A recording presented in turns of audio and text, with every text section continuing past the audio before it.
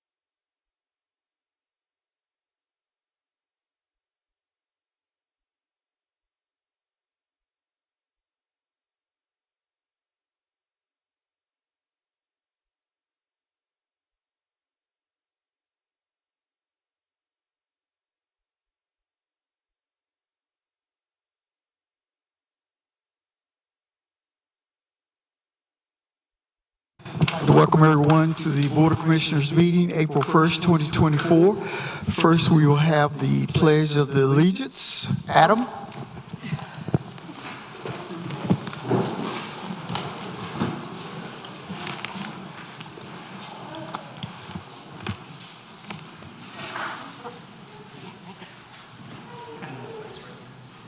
Right there, sorry.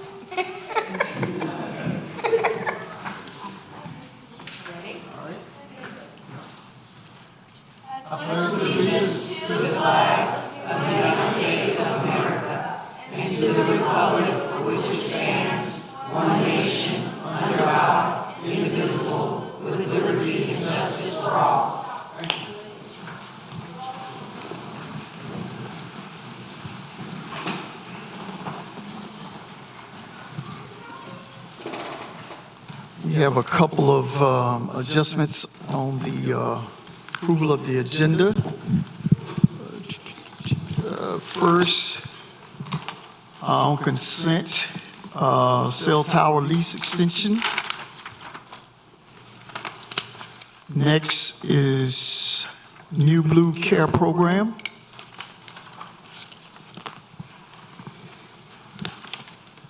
Mayor, are you pulling those items? Yes. They'll be added to new business.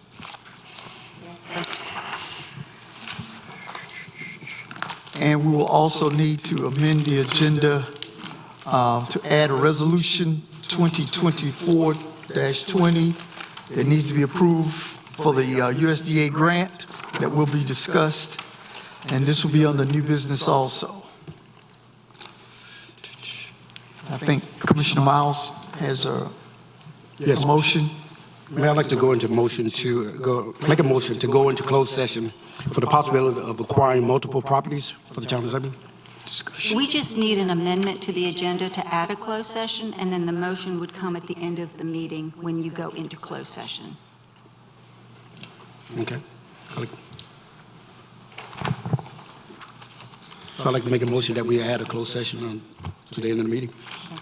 You just have to say you want to amend the agenda to add the closed session, and then when the motion's made for approval of the agenda, it'll be approving the agenda as amended. Okay. I'd like to amend the agenda for closed sessions. Okay. Any other questions, discussions about the agenda? Is there a motion? I'd like to move to approve the agenda as amended. We have a motion. Is there a second? A second. Discussion?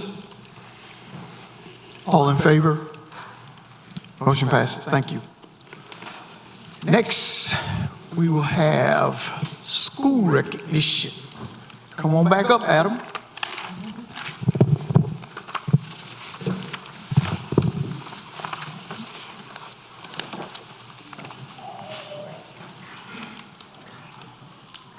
You can stand right behind the podium. Right here.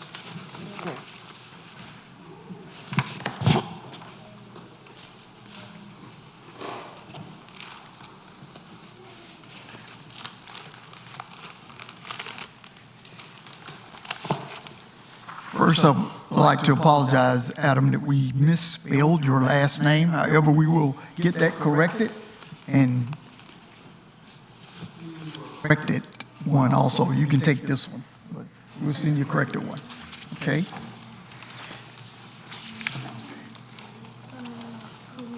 Koliwi, Adam Koliwi, is an excellent student. He's an example of a top-notch student that strives to do his best in all his assignments.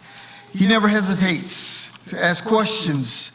He takes his academics very seriously. In addition to his academics, Adam enjoys being around and helping in the community in any way that's needed.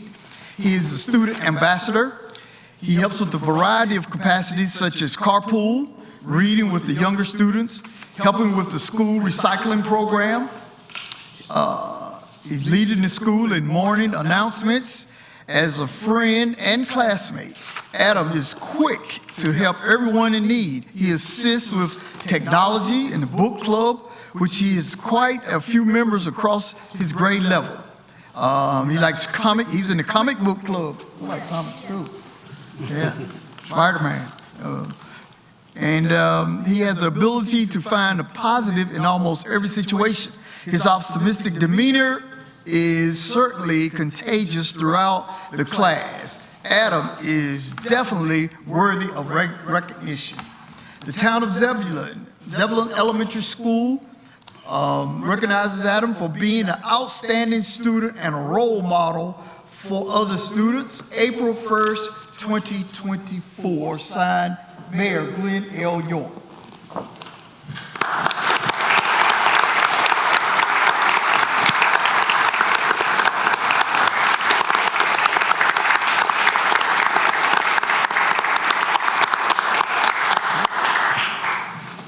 Thank you.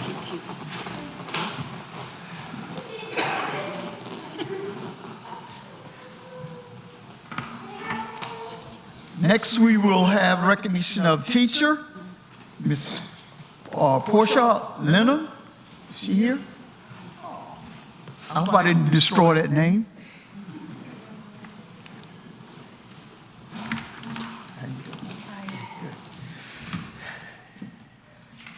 We would like to give a huge shout out to Ms. Lennon, who shows up at her kindergarten classes prepared and presents daily.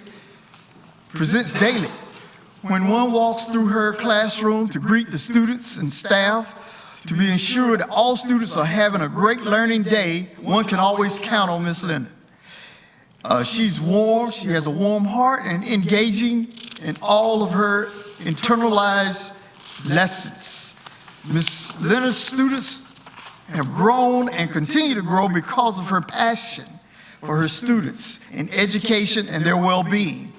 Ms. Leonard will continue to light the path of knowledge and do great things at Zebulon Elementary School. It is our day to shine and our day to say thank you, Ms. Leonard. The town of Zebulon recognizes Portia Leonard, Zebulon Elementary School, for her dedication to school and its students. Ms. Leonard is an outstanding teacher who is committed to teaching and learning at Zebulon Elementary School. April 1st, 2024, signed Mayor Glenn L. York.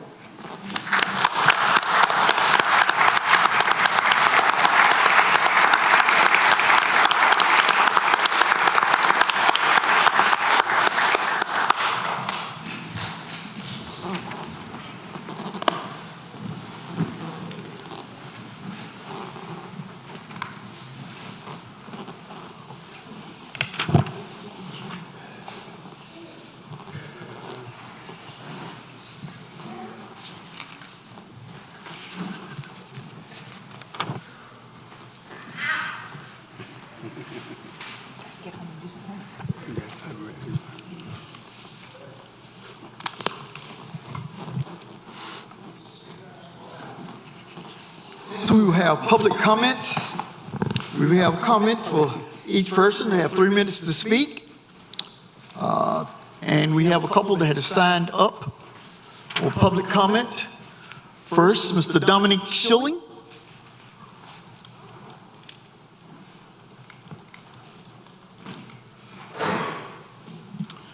Thank you, Mayor and Board of Commissioners. My name is Dominic Schilling, and I live at 207 Nostalgia Lane in Zebulon. One point of clarification, I am on the planning board, as I'm sure you all know, but I am speaking tonight as a private citizen. What I wanted to speak about was, however, growth. Some concerns I have about the way we're handling growth. I'm a little concerned that we're starting to go off course. I'll take you back to 2019. I moved to Zebulon in February of 2019, and there were a couple of important developments that happened that year. One of the first things I did when I moved here was attended some citizen outreach workshops where the community and the leadership of the town asked for feedback from the community of what they wanted to see in growth and in Zebulon. The meetings that I attended were very well attended. Out of those meetings came our comprehensive land use plan and our comprehensive transportation plan. And the reason I bring that up is one of the reasons I hear for opposition to some growth is that the community has said they don't want growth. And I would have to respectfully differ against that. There's a whole book full of things that the community wants right here. The second thing was the same year, there was the adoption of the new, at that time, Unified Development Ordinance. There are people in this room who worked very hard on that UDO and did a fantastic job. It is a wonderful document. It's been tweaked and added to over the last 5 years, but it lays out some very high standards for growth, sets the bar high, sets the expectations high for the development and builder community. But I'm a little concerned that we're being demanding, but we're starting to cross the line into being impossible or unreasonable. And that sends a very bad message. So I would say we need to trust the plan that our own people put together. We need to trust the plans that we have developed from talking to our community and our people. I would specifically tonight ask you to approve Zebulon South. I don't see how we can afford to give up traffic impact fees, park and recs fees, 2 acres of land for a new fire station, which is all needed, tax revenue. And I drive 2 times a week down 96 all the way down to Selma. There's a ton of growth going on down there. The growth is going to happen no matter what. If we can't benefit from that growth, we're going to just be shooting ourselves in the foot. So I really ask you to consider strongly approving Zebulon South tonight. Thank you for your time. Thank you.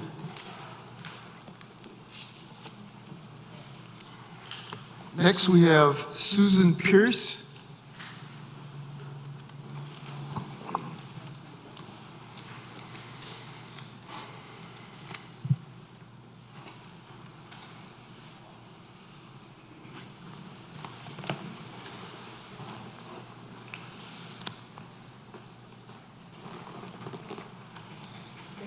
Honorable Mayor York and Commissioners of the Town of Zebulon. I'm Susan Pierce, and I live at 434 Rogers Road in Zebulon. Transparency and fairness are crucial aspects of any democratic process, especially when it comes to appointments to important community boards like the Planning Board and the Board of Adjustments. I'm concerned about the recent write-in vote held at the last Board of Commissioners meeting. I'd like to ask the board to consider establishing clearer guidelines for the appointment process prior to the vote. It is also important to adhere to the specific deadlines for application submission, as well as to have a standardized voting procedure that ensures equal consideration for all applicants. This could help prevent last-minute changes to the voting process and ensure that appointments are based on merit rather than personal connections, giving a perception of nepotism. It is also deeply concerning that those who are not appointed are often treated in a demeaning and dismissive manner. Respect and professionalism should be upheld throughout all interactions with applicants, regardless of the outcome of their application. Ultimately, fostering a culture of transparency and accountability within the Board of Commissioners is essential for building trust and confidence among the public. By addressing these concerns and implementing fairer voting procedures, the board can work towards ensuring that appointments are made in the best interest of the community. By taking some proactive measures, the Board of Commissioners can work toward creating a more inclusive and respectful environment for all applicants, ultimately encouraging more people to apply for board positions so they can contribute to the betterment of Zebulon. Thank you. Thank you.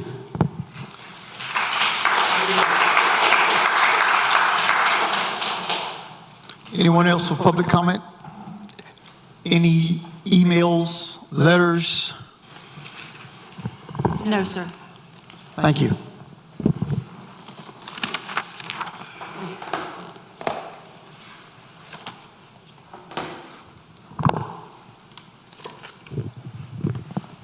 Next is the consent agenda.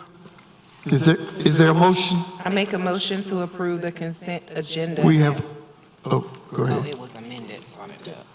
Okay. As amended. I'm Okay. sorry, what?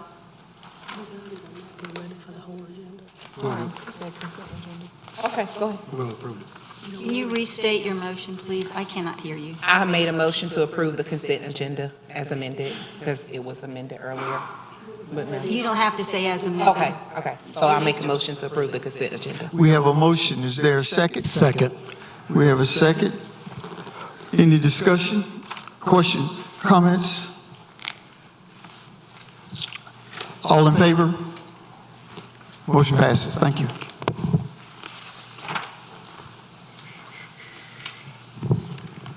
Old business. Adam? Good evening.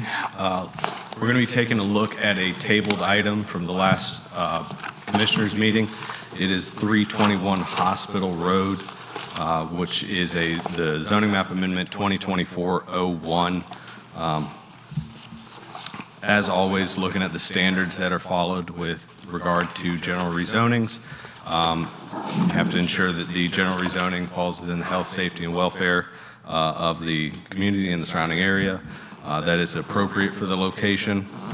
It is reasonable and in the public interest, and then any other factors you, as a board, deem relevant. And quickly kind of walking through this, since this was a tabled item, but I want to make sure that everyone in the room is aware of what's going on. The applicant for this property is Michael Germano. The property owners are MySci LLC. Again, the address is the same as the title for the application, which is 321 Hospital Road. You can see it on the map before you. It is sandwiched between Hospital Road and Pony Road. It is about 0.34 of an acre. And the current zoning is office and institutional. The applicant is requesting to rezone the property to general commercial. So looking at the current zoning of the property, as stated, it is OI, office and institutional, and you can see the surrounding areas.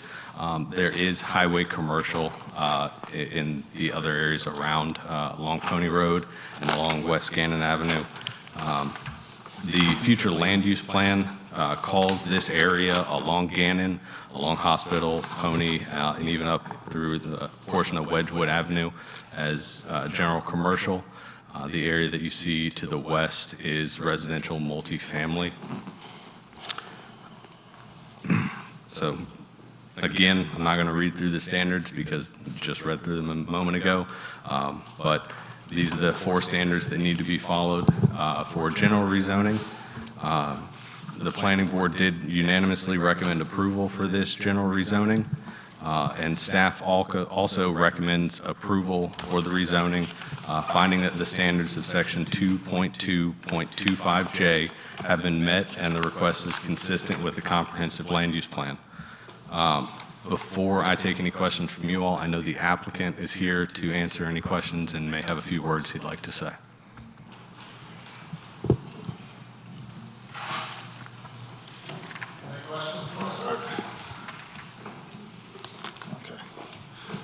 My name's Cyrus Stacy. I live at 6013 Reedy Creek Road in Raleigh, North Carolina. As I mentioned, we currently own 3 properties and 2 businesses in the town of Zebulon. For our first project, from the beginning, we worked with the town staff. We utilized a local builder, local contractors, local service providers, and we've opened a checking account at the local branch. We continue to use local business to support our business. In the 2+ years we have been in business, we have pretty much donated to any local nonprofit that has made a request. In addition, we're in the process of organizing the 2nd annual Spare Some for Autism charity golf event at the Zebulon Country Course. Finally, we have paid thousands in local tax dollars. And I believe that our presence has a positive impact in the town. For our next project, we again look local. We like being here. Initially, we identified a parcel that had potential, but after discussing with the town staff and thousands of dollars of our own money, we decided to move on to another property because it wasn't feasible and the town staff didn't recommend we pursue it. We found 321 Hospital Road. Before we went under contract, we met with the town staff to share our plans. The town staff assured us that we were rezoning the property into the commercial use would not be an issue because this was what the UDO indicated for the future. Only then did we purchase the property. Since purchasing the property, we were registered with the Department of Treasury, Alcohol, Tobacco, and Trade Bureau, the FDA, Dun & Bradstreet, and Wake County ABC. In parallel, we began the rezoning process. This included the mandated period for public notification and comments. Our neighbors stopped by to endorse the change. However, at no time during this period did any town commissioners ask for any additional information or express concern with the proposed rezoning. We are requesting a change that will comply with the current EDO plan for the area. The town staff has endorsed the change, and the town planning commission voted unanimously to support the change. Any questions, comments for the developer, the owner? Thank you.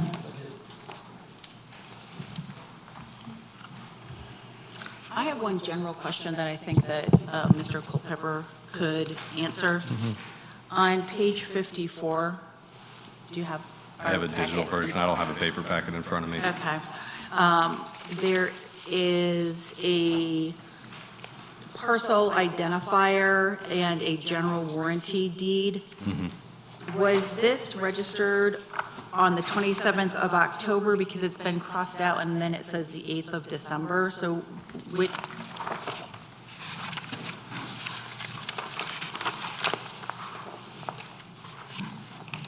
That was as it was recorded, which I believe means it was originally intended to go in October, but it was actually recorded in December. okay, and so the notary that recorded it in December? I would defer that question to the applicant because those are, yeah. Unfortunately, well, the property owner was a Chinese national who had problems getting the legal paperwork signed off, which is why the closing date had to be moved. So it was on December 8th? Yeah. Okay, all right, thank you.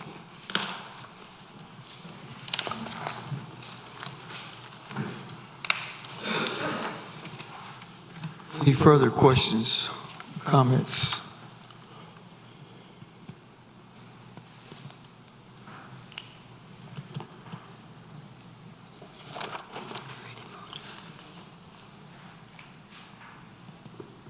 Ready for motion? I hereby move to approve ordinance 2024-37 for 321 Hospital Road as presented, finding that the request is consistent with the comprehensive land use plan and the standards in section 2.2.25.j of the UDO. We have a motion. Is there a second? Second. We have a second. Discussion. Questions? Comments? We have a roll vote. Commissioner Baxter. In favor? Commissioner Miles. Favor. Commissioner Harrison. Favor. Commissioner Clark. Favor. Commissioner Davis. Favor. Motion passes. Thank you.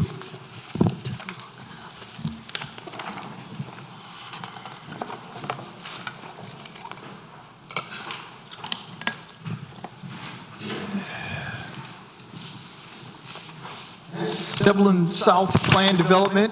We have requests from Plan Development on 751 South Wakefield Street. Michael Clark. Good evening, Mayor, members of the board.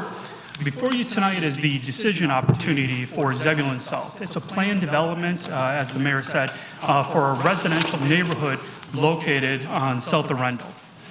As with all rezonings, there are standards that need to be met in order for it to be considered. The first is health, safety, and welfare. And I want to take a moment to really go into what does this mean. Health, safety, welfare is a general principle for all land use decisions dating back to the Supreme Court case that authorized communities to be able to approve or regulate land uses based on zoning district. This is, does the use have a negative impact on the health, safety, and welfare of the general public within the community? Is it appropriate for the location in which it's going to be located?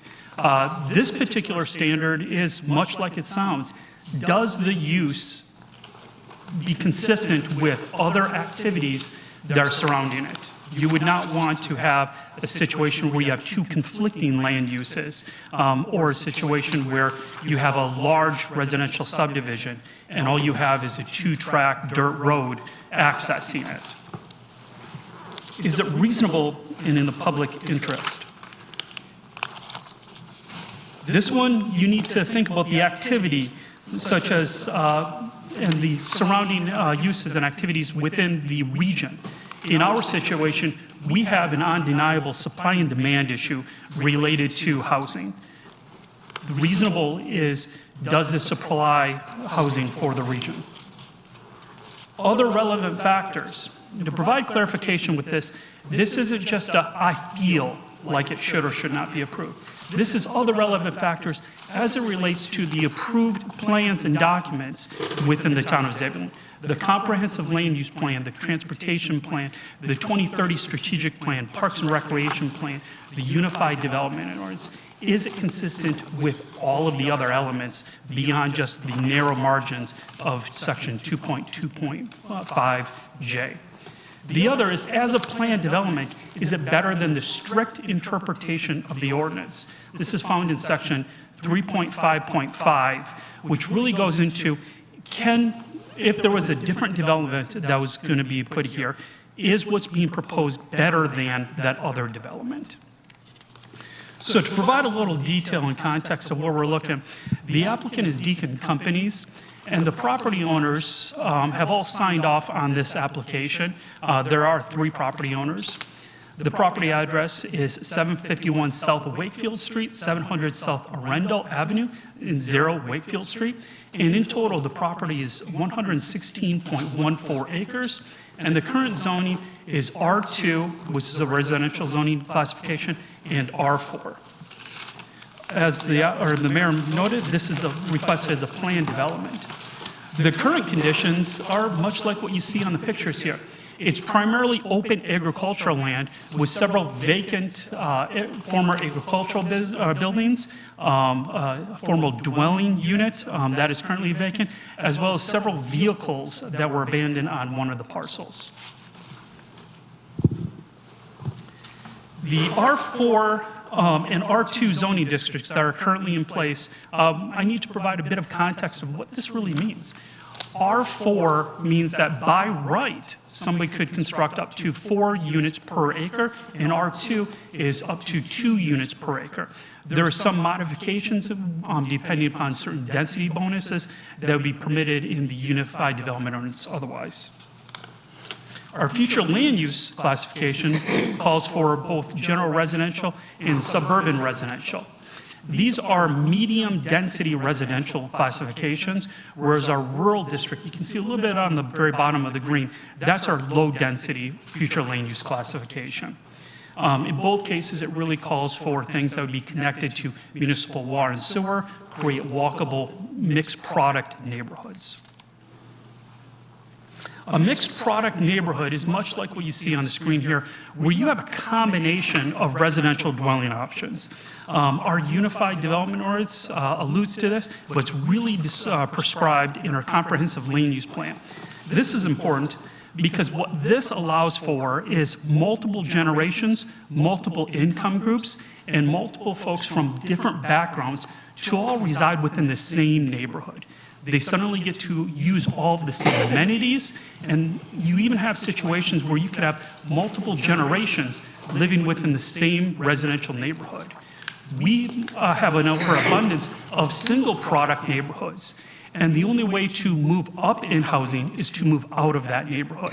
This really creates a full spectrum where an individual can come in, start out living in one of the townhomes, be able to move up progressively as their family grows, and then as the family goes away to college or they become empty nesters, be able to go back to those townhome activities.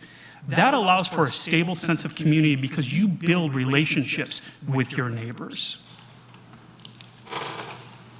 The proposed request actually exceeds our utility allocation policy. As a reminder, we leverage the connection of water and sewer to create higher quality neighborhoods. Through this, there's a buffet list of options, and 60 is the minimum threshold in order to connect into the municipal water and sewer system. The applicant, as shown, has actually exceeded that. And one of the things that was brought up last time was the possibility of safe crossing for the greenway.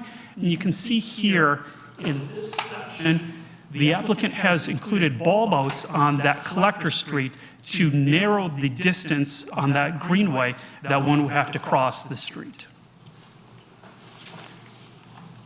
With any plan development or conditional zoning, the applicant offers conditions that really create a very clear picture of what the end intention is.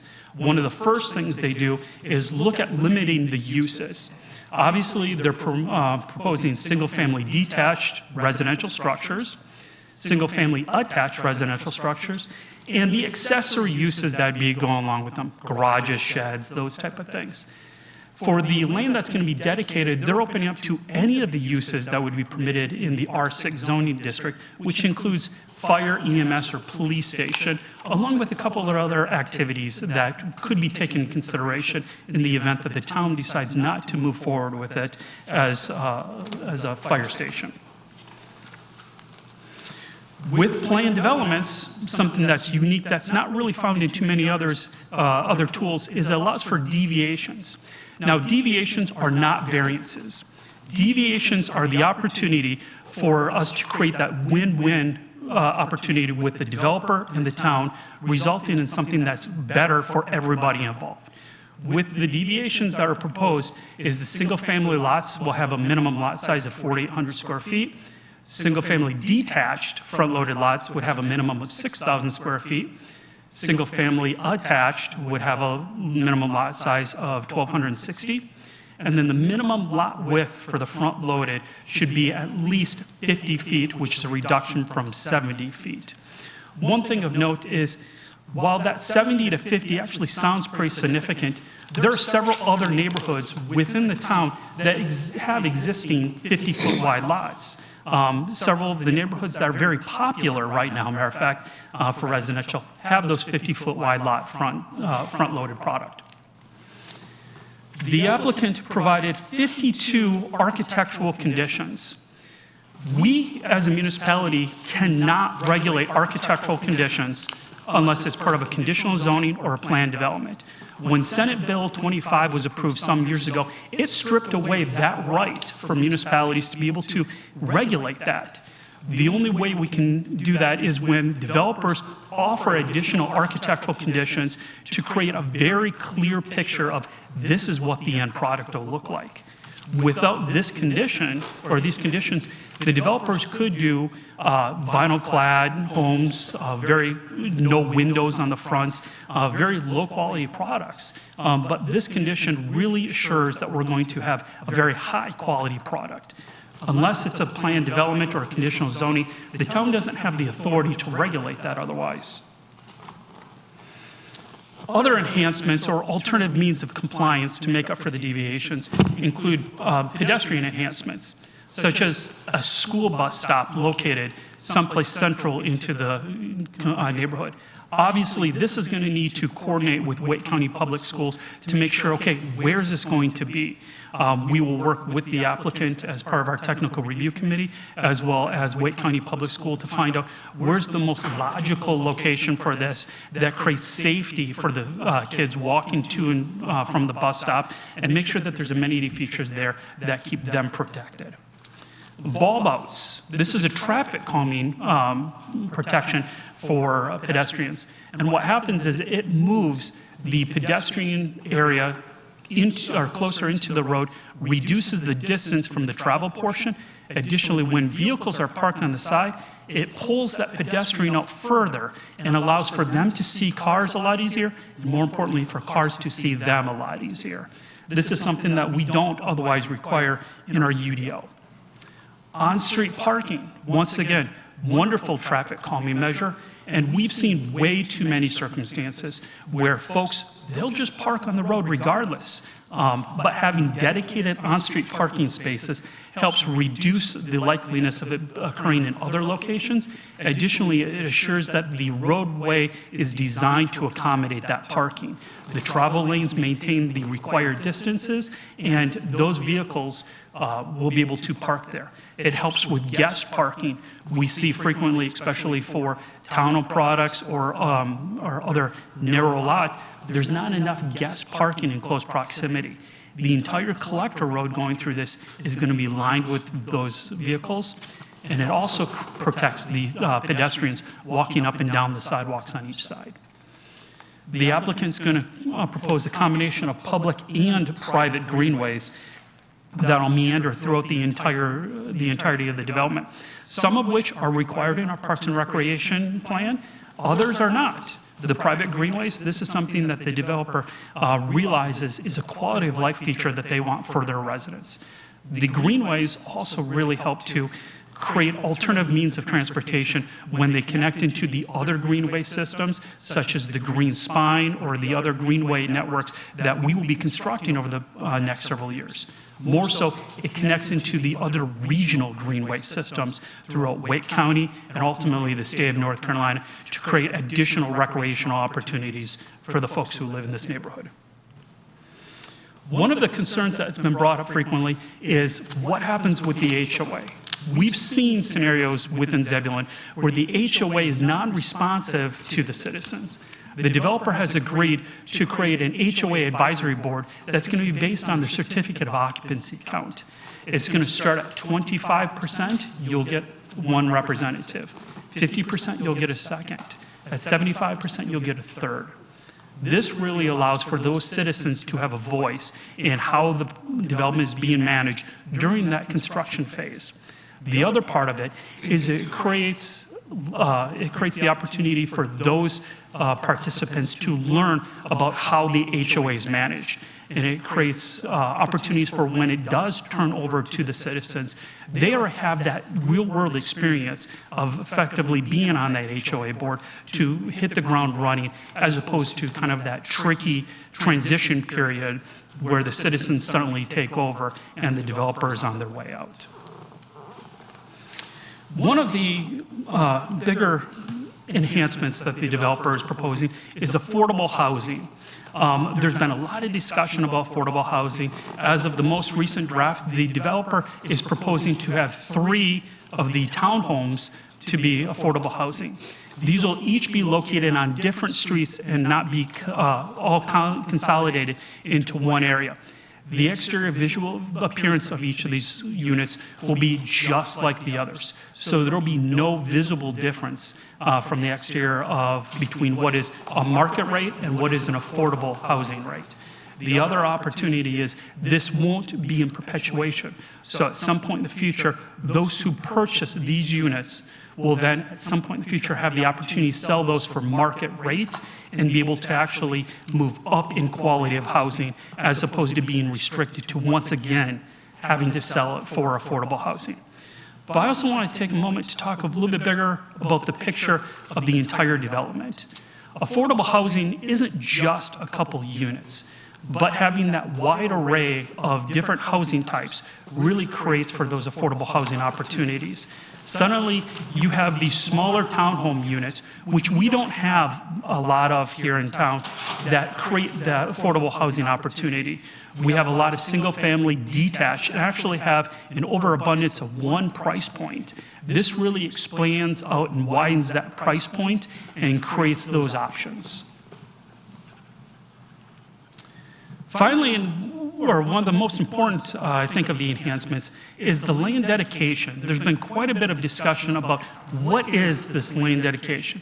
The developer is proposing to provide 2.1 acres of land at the north end of the site. On top of that, they're proposing to construct all of the necessary road improvements that are found in our transportation plan. As you know, in our transportation plan, that is from the developer's responsibilities from center line to property line and would include additional lanes and even parts of a median or a turn lane in this situation. It would be any R6 use, which also includes that fire station opportunity. And there's been a lot of discussion, can a fire station even go here? The answer is beyond yes. Not only is it an optimal location based on an outside third-party consultant in where we need fire station number 3, it's gone through that review and the design options have been confirmed. But with that, I'm going to turn it over to Chief Perry to talk a little bit more about that process. Thank you and good evening. Yeah, so you all remember we had our contracted architect who's working with us on our existing fire station property look at this property, because as enticing as it was to have a piece of property dedicated for possible use for a future fire station, and we found that it wasn't an optimal location, not only to serve this development, but some of our other developments that had been already approved, such as Chamblee Lake, parts of Sydney Creek and those areas, but also the entire southern part of the area we serve, which goes all the way to the county line. And as we transition through our phases of fire station, that'll be a key location on the southern side of town.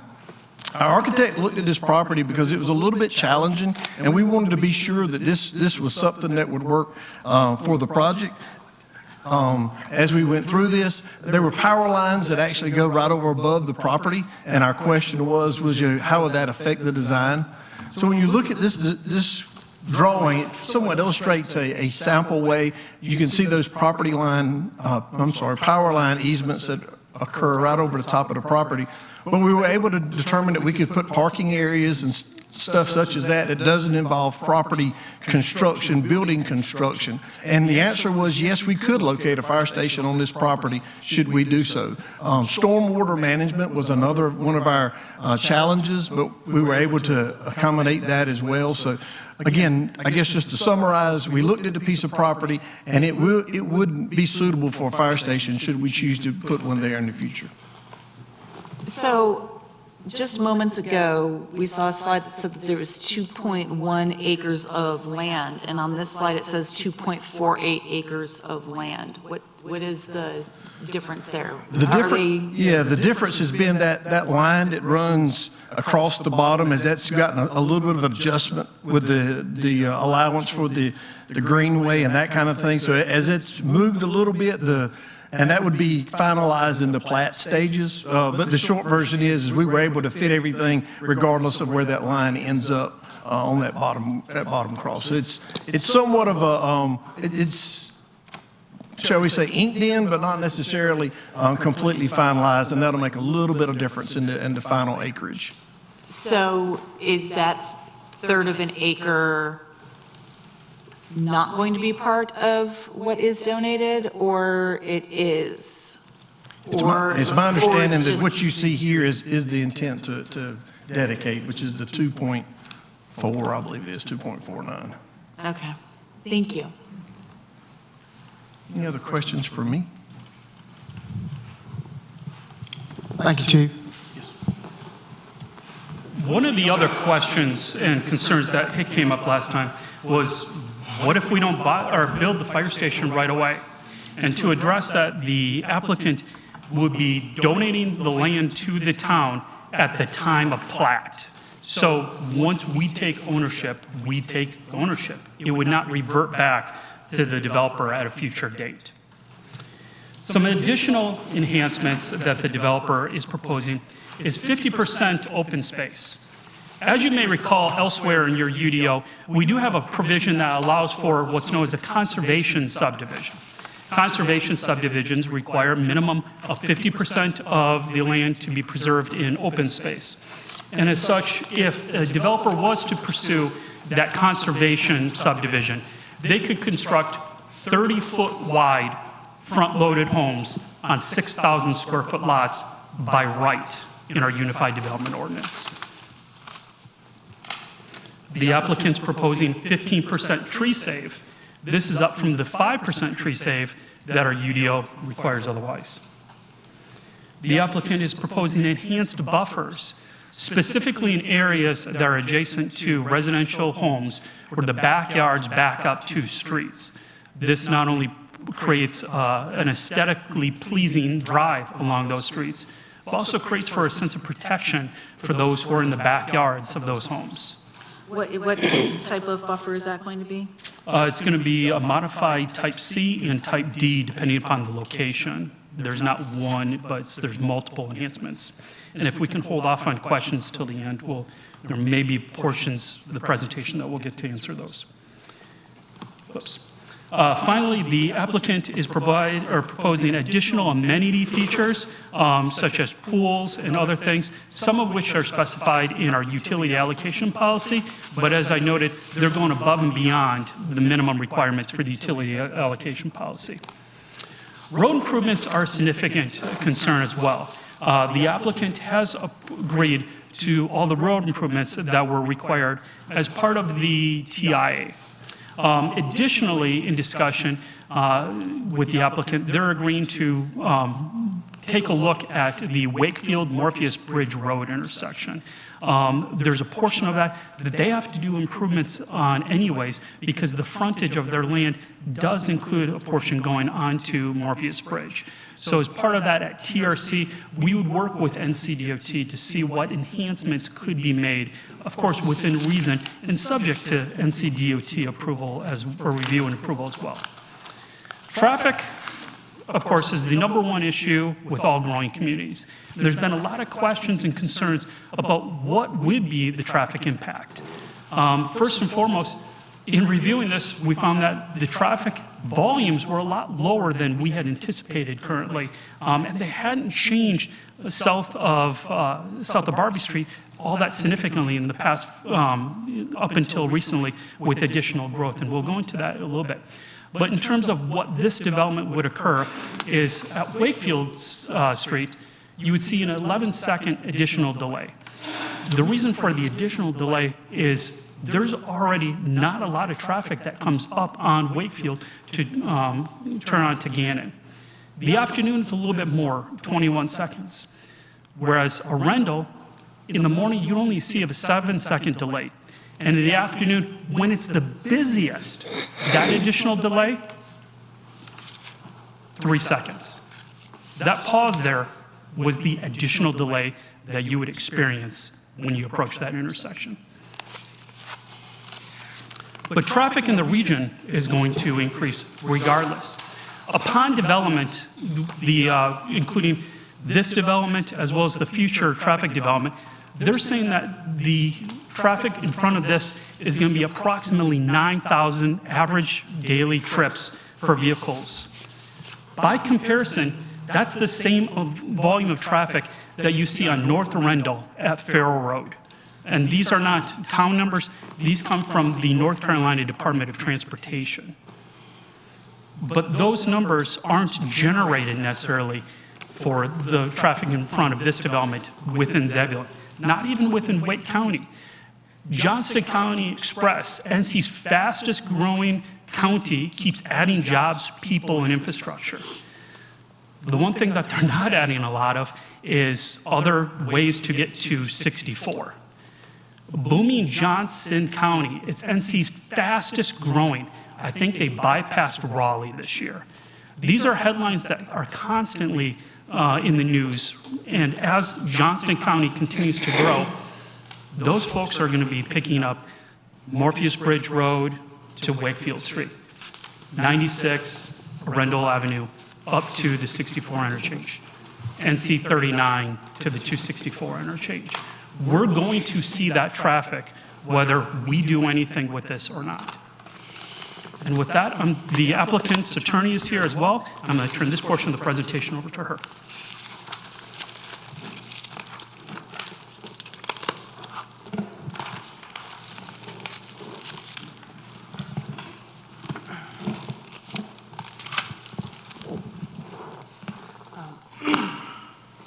Good evening, Mayor York and Mayor Pro Tem Harrison, commissioners. My name is Ashley Honeycutt-Terrazas with Parker Poe, address 301 Fayetteville Street in Raleigh. I'm joined with Rob Rudloff and Jamie Davis right there from Pulte Homes, as well as Nicole Thompson, who's on the board of Pulte, back there as well. Home builder for this proposed project, Andrew Siriano from Deacon Development, Beth Blackman, our civil engineer, helped us design this project with the Timmons Group, and Jeff Takanato, our transportation engineer who performed the TIA and doing the traffic analysis here. The team's happy to be here, talk about the future residential neighborhood that we've been planning for quite some time to be consistent with the type of residential growth the town has planned in the UDO and comprehensive plan for the next phase of housing in the town. A lot of what's being built here today was improved through a different process under the old ordinance back in 2017, Barrington, Autumn Lakes, all those approved 2016, 2017, Sydney Creek approved in 2019, and those are just now being built now. So again, this would be kind of the next phase, several years down the line, and in an area designated for residential growth on Zebulon's future land use map. Went over many of the details of those plans in the joint public hearing a couple months ago. And at this point, I'm going to let Rob Redlaw from Pulte go over some of those high-level details again and talk a bit about Pulte's vision for this community, their first in Zebulon. And then I'll go over the updates that we've made to the plans in response to feedback that we heard at the joint public hearing, feedback from the planning board, and then some feedback from the fire chief and the consultant.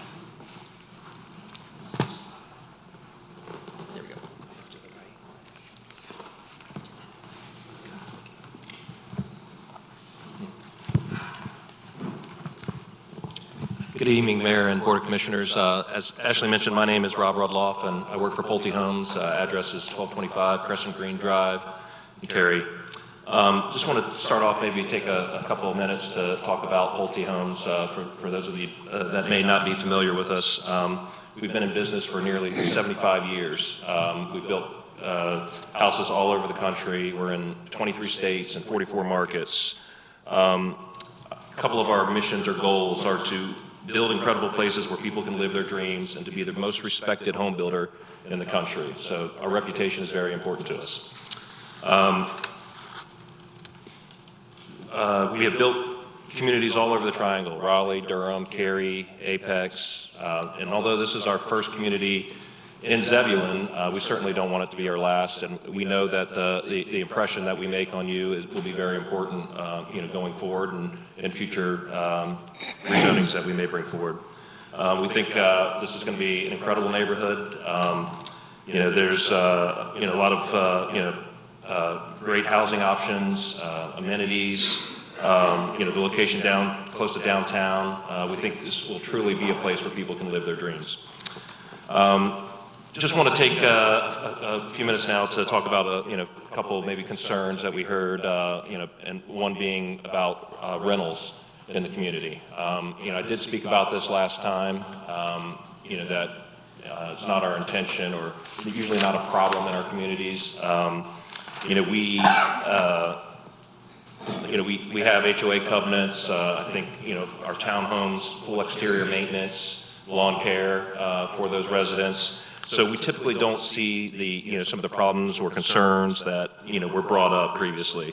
But listening to your concerns, we went back to our sales team and asked them.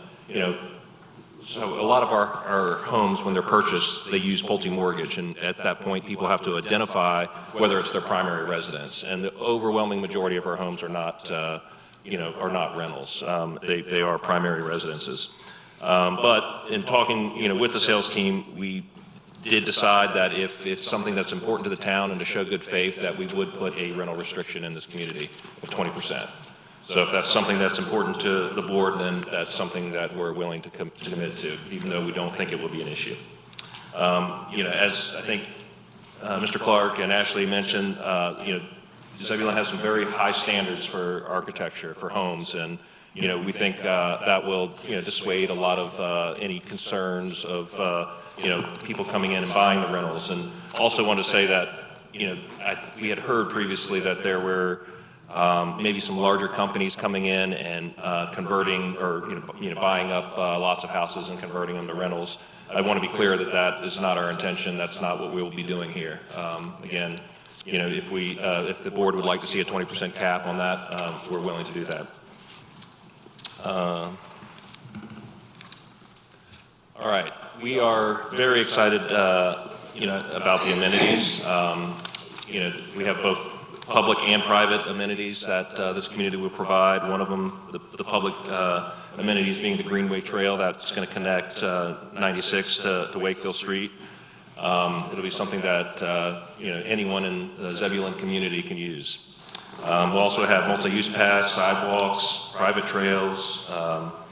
As Mr. Clark mentioned, plenty of on-street parking. That should not be a concern here. Dog waste stations and a centralized bus pickup location for the residents. at a location that we'll determine once we get a chance to present this to Wake County Public Schools. Next. So we also have some great amenities, or I should say, like we call them either pocket parks or gathering spaces. There's a total of 6. A pool and clubhouse, a community fire pit, a pollinator garden, a large dog park, and a mobile vendor space with electrical hookups for food trucks. We build communities all over the Triangle, as I mentioned previously, and I can tell you these are among some of the nicer amenities that we offer. So you should be very proud of that. Additionally, when we were at the joint public hearing, there was, in talking with some of the planning board, there were some questions about, what kind of amenities we could provide for older youth, teens. So we went back and looked at the plan and, decided to add some outdoor yard games, ping pong, outdoor ping pong. We've built that in some other communities and it's been successful. Outdoor cornhole boards, place to play cornhole. And we think that will be a great fit for this community as well.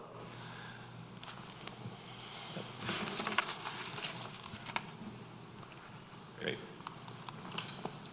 And so I just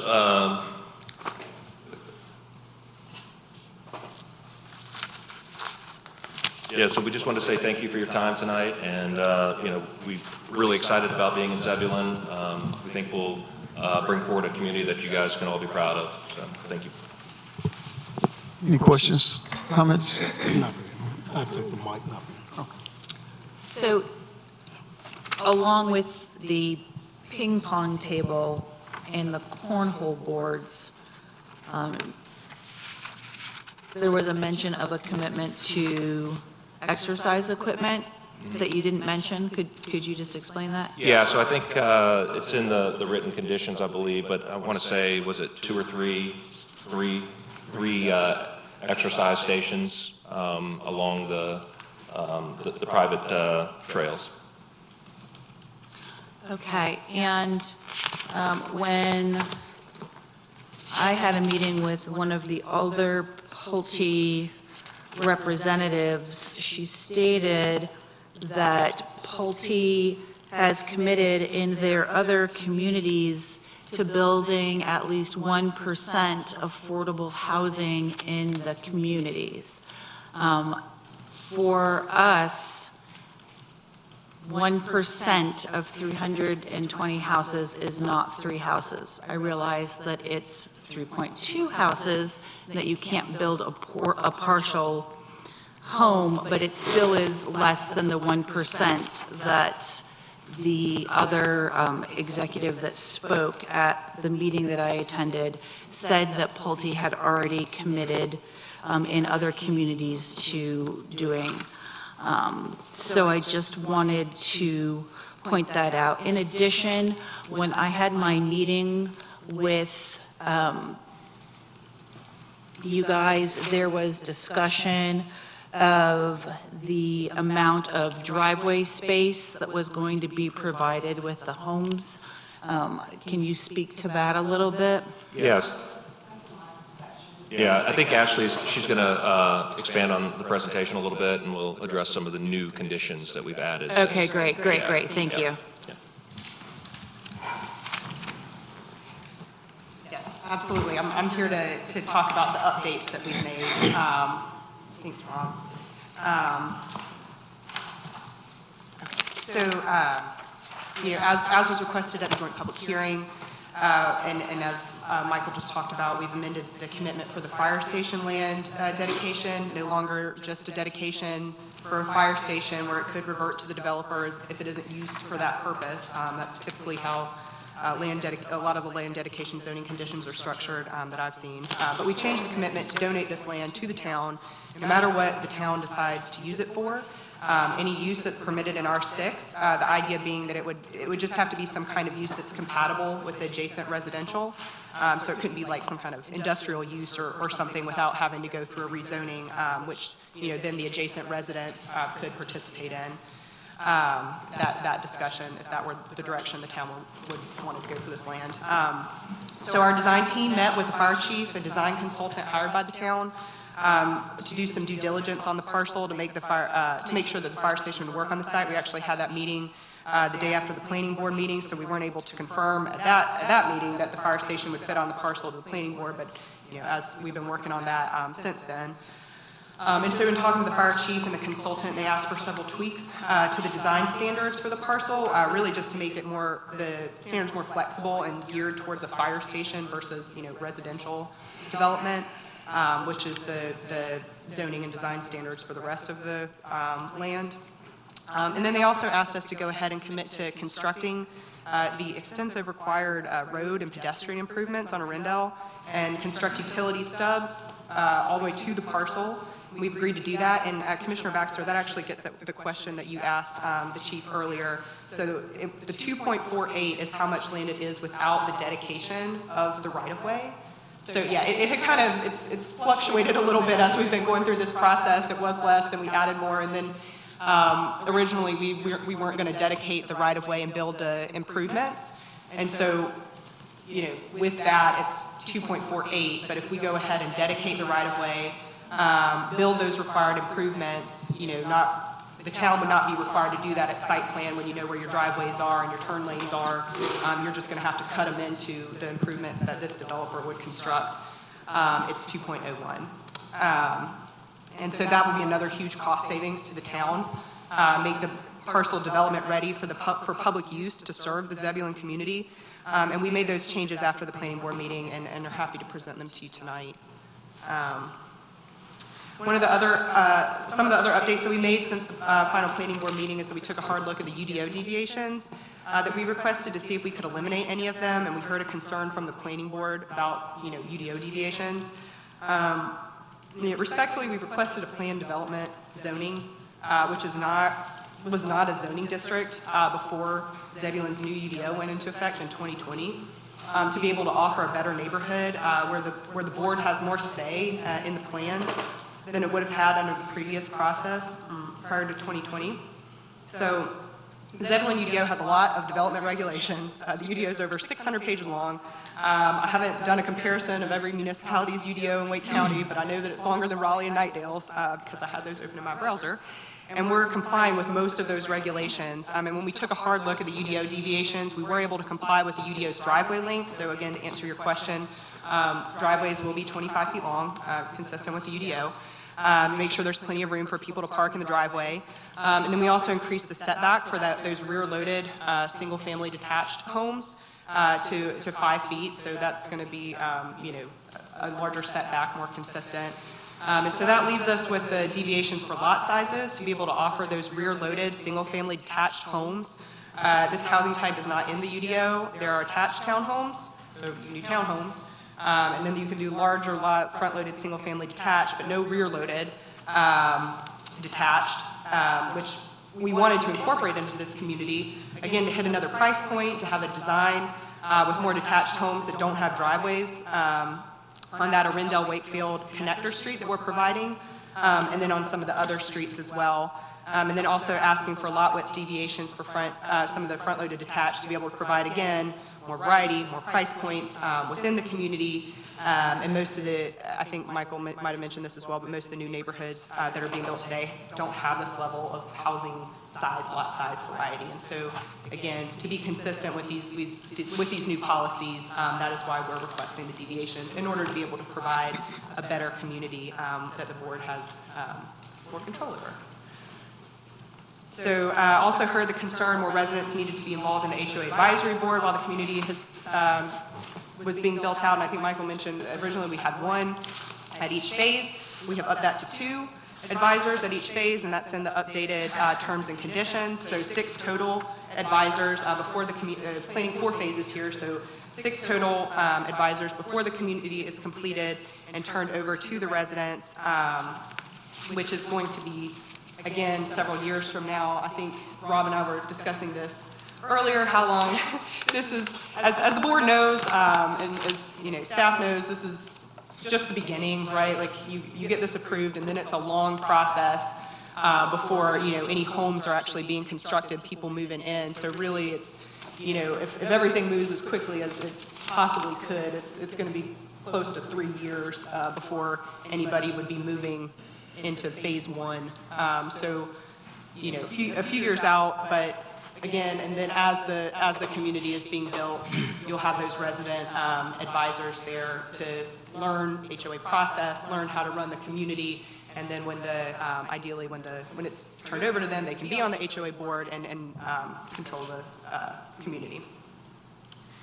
Also updated the PD terms and conditions to include affordable housing in the community. Again, granted, it'll be mostly higher-end homes, which again, typically what most commercial developers want to see when they're looking for places to make investments for new commercial amenities that I know people in the town want to see. But we're also recognizing that housing is getting very difficult to afford in Wake County for many families. And originally, we had committed to build and donate a home to a veteran in need through Pulte's Build to Honor program, which is one of their charitable initiatives. And after the public hearing, one of Pulte's board members, who's actually with us tonight, Nickel Thompson, here, he can answer questions if the board has any about that. He's a veteran, asked us to remove this as a zoning condition. It's a charitable initiative by Pulte, and Pulte would like it to stay that way. So, while they would like to donate a home in this community to a veteran through that program, definitely not ruling that out. If a veteran in the program would like to live here, they just didn't want it to be a zoning condition, and then we replaced that with the 3 affordable housing units to give those to 3 low-income families as defined by HUD, which again are going to be these more expensive reloaded townhomes to be affordable for families earning no more than 80% of the area median income as defined by HUD.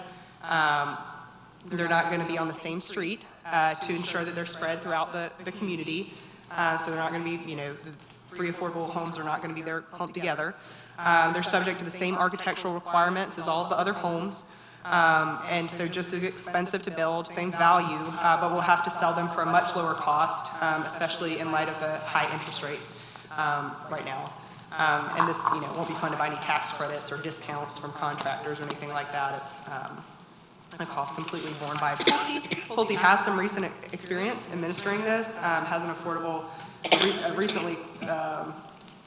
recent affordable housing program. It's only been, again, recently that municipalities and have been asking home builders to make these sorts of commitments or offering density bonuses for affordable housing, things like that. And they're proud to incorporate these homes into the community to help low-income families. And finally, as we discussed last time, with the planning board, did a TIA, which studied intersection and road capacity, and from a capacity anticipated delay standpoint under NCDOT standards, none of the intersections studied near the site will fail. Because of this development, roads will not be over capacity, again, under NCDOT standards. The frontage improvements and turn lanes will take traffic generated by this development off of Arundel and Wakefield Street and allow existing and through traffic to flow freely. And the connector street being installed with this project will create additional routes for drivers in the area to take. And with increased connectivity, more routes, ease congestion, which is why the Comprehensive Transportation Plan and Wake County's Northeast Area Study call for so many new road connections in the area, including this one.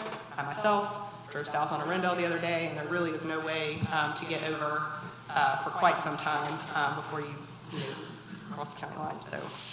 But again, TIAs are not typically looking at road design, safety issues, and we heard a couple about these from the planning board, from staff, board members who are very familiar with the roads and intersections in this area.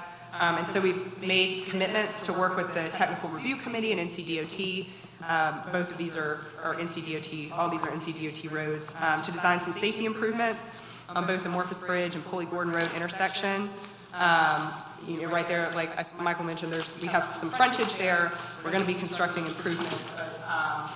We talked about, it could potentially be some restriping, kind of changing the shape of the road so that it hits at more of a 90-degree angle versus it just like everybody coming in there together and the stop signs way up there.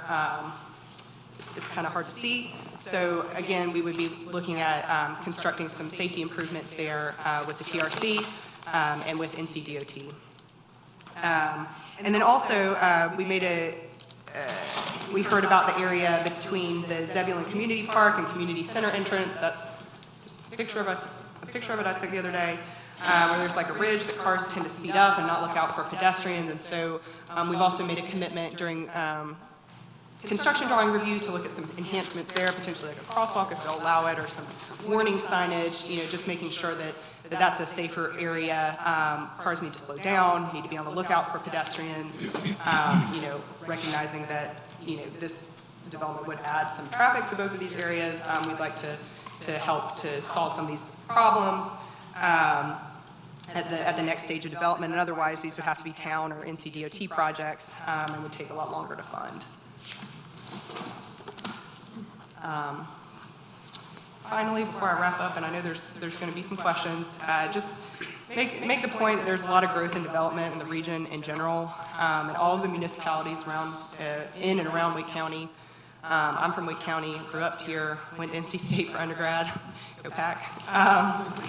And now I'm raising my family here too, and as someone who's lived here for a long time, I understand and see that there have been a lot of changes in the past 10 years. That's 2011 to 2021, so that was the most recent image that Google Earth had. In every municipality I've worked in, we see these changes. There's a lot of people who want to live in the triangle. That trend's not changing. That's just an excerpt from a headline in the New York Times just last week. So it's a bipartisan issue, the need for housing.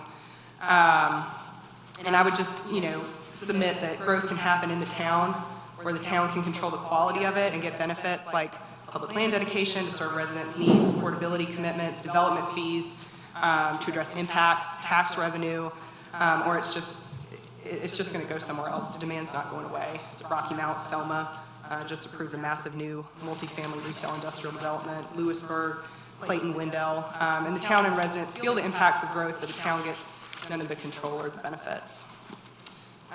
So again, these are just some of the comprehensive land use plan goals that we were looking at, and that this project meets, planning a variety of new high quality and beautiful homes for a range of price points. And again, we're looking at the comprehensive plan and the future land use map and where that residential development should go. We're including, lots of big picture benefits to new connector road, land for the town to do a fire station or, other public use and utilities and road improvements for that parcel. And our teams worked hard on this project for the past year and a half to make it a residential project that's consistent with a comprehensive plan and UDO, and will provide additional benefits.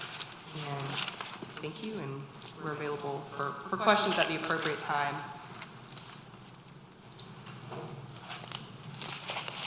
Oh, and I have that slide in case there were questions about the cemetery relocation. Okay, let's talk a little bit about what happens if this development does not move forward. What are the alternatives? Well, by right, a developer could come in and construct 140 residential dwelling units. These calculations are based on the buildable area of the land as well as the existing zoning districts. These could be on well and septic. The site is currently located in the ETJ and is far enough away from the existing utility providers that they would not be required to tie in at this time, which means no utility allocation policy. All of those amenities, all of those features suddenly become no longer relevant. You would still see comparable traffic patterns because there would still be driveways on both Wakefield and North Arundel, because while it's in the ETJ, it would still need to meet the design standards of our UDO, which means it would still have curb, gutter, sidewalk, and that collector street as shown on our transportation plan to connect the two. They wouldn't have to do any amenities because amenities are not a minimum requirement within our UDO. The homes, in order to accommodate the affordability for, or the sidewalks, curb, gutter, as well as the road improvements on Arundel and Wakefield that are required per our transportation plan, to offset those costs, these homes would not be affordable. You would not be seeing townhomes. You'd be seeing large lot, single product homes well north of $500,000 just to start. The town would still have to go out and find a location for fire station number 3. Minimum of 2 acres, estimated land value of $500,000 to find flat, easy draining site. Being that this is a former agricultural land, there's no stumps, trees, a lot of the rocks have already been removed, and it's effectively as close to a shovel-ready site as you could get in the development world within Wake County. Since it wouldn't be in the corporate limits, there's a lot of things we wouldn't get, including no tax revenue. The estimated tax calculation is $405,000 per year based on full development. Now, one note of this calculation was done before the revaluation, so it's likely higher once all of this is going to be constructed. We wouldn't get a transportation impact fee, so that would be a $385,000 loss. And our Parks and Recreation fee would lose almost $1 million that would otherwise be collected as part of this development. And before you say, no, that can't happen in Zebulon. That's just north of town. This road here is Pippin, and you have Narren Farms Road. This is the type of development that could go here by right in our UDO. The only difference is that it would have curb, gutter, and sidewalk. This is the possibility. Think about the amount of traffic this particular neighborhood generates. So going back to the standards that you heard at the beginning of the presentation tonight. Health, safety, welfare. This is going to be a highly amenitized neighborhood with a wide range of property values, off-street pedestrian features such as the greenways, on-street parking for traffic calming, connection between 2 corridors, and land being donated for a possible future fire station or similar use. That standard sounds like it's met. 2, appropriate for the location. It's a mixed product residential neighborhood in reasonable proximity to a wide range of other residential neighborhoods in short proximity to the downtown core of the town of Zebulon. Sounds like that one's met. Reasonable and in the public interest. With the unquestionable issue of supply and demand within Wake County and the greater Raleigh area, it creates a wider range of housing options, many more than other neighborhoods. Provides funding for transportation impact fees, parks and recreation fees, provides land for a possible fire station, not only to serve the residents of the town of Zebulon, but also those partners that we coordinate with Wake County outside of our corporate limits into the county jurisdiction, and even in some cases into Johnston County. Sounds like that standard's met. Other relevant factors, as I noted earlier, this complies with the town's approved guidance documents, including the land use plan, parks and recreation plan, transportation plan, and the 2030 strategic plan. Sounds like that one is met as well. Finally, better than the strict interpretation of the UDO per section 3.5.5. With the proposed architectural features that we would otherwise not be able to require,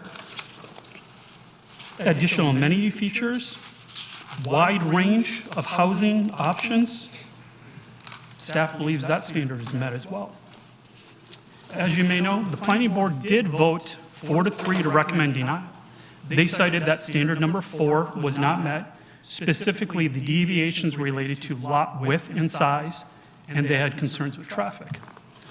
Staff recommends approval, finding that the sections, or the standards sections 2.2.25J are met, section 3.5.5 is met, and that's compliant with the future land use plan, specifically creates a greater variety in location of downtown, which is listed in the land use and development goal number 1, collaboration between land use and transportation, land use and development goal number 3, support for public safety services, growth goal number 3, appealing houses and neighborhood choices, housing and neighborhood goal number 2, developments that mix rather than isolate housing types, housing and neighborhood policy E, consistent with the transportation plan, including the new Collector Street and improvements on both Rendell and Wakefield, and compliant with the Parks and Recreation plan for the Greenway and potential trailhead. The options before you tonight, you could approve as presented here tonight. If there's still things that you think are the developer is close on, you can approve as amended. But keep in mind, these amendments need to be agreed upon by the developer in order for it to move forward. North Carolina General Statute 160D prohibits a municipality from imposing conditions unless they're agreed upon by the applicant. You could deny the request, but we ask that you please cite the specific standards that are not met and how they're not met. Or you could table the request. And if you do so, staff asks that you please provide the details of what additional information is being requested. And with that, staff and the applicant are available if you have any questions. Before we get into questions with staff, is there some way we could also show the timeframes on what those possibilities are as far as for these options? Yes. Okay. If you were to table the request, you'd have to table it to a date certain. Suggested would be the next regularly scheduled meeting.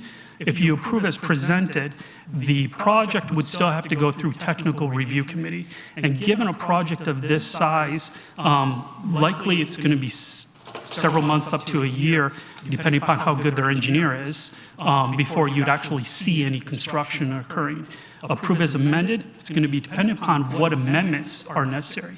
If those amendments are minor enough in nature and are included very explicitly as part of the motion, the board could approve it and the applicant could revise the documentation to allow for the mayor's signature of the approval. If you are to deny the request, the applicant would have to wait 1 year before pursuing an application of the same nature and type. Thank you. Commissioner Miles? Mike, as a planning department, if you could go back to page 51. I'm sorry, could you say that Page again? 51, please.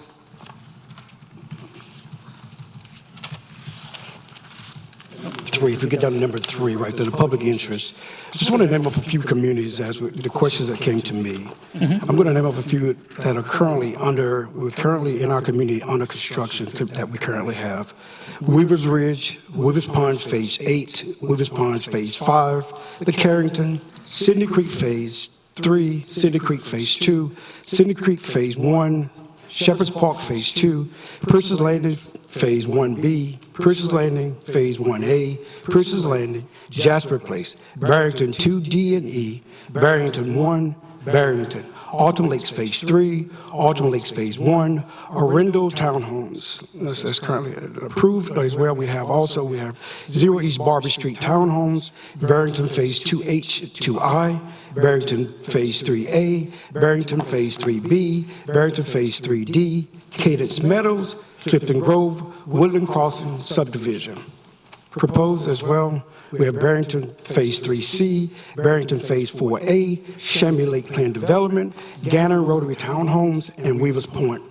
One of the questions, having said that, one of the questions posed from a lot of citizens that I talked to were asking how, once again, do you as the planning department head justify one more community? If you could do that for the citizens, that would be greatly appreciated. Sure. We look in the context of the region as a whole and the amount of folks that are moving to the area.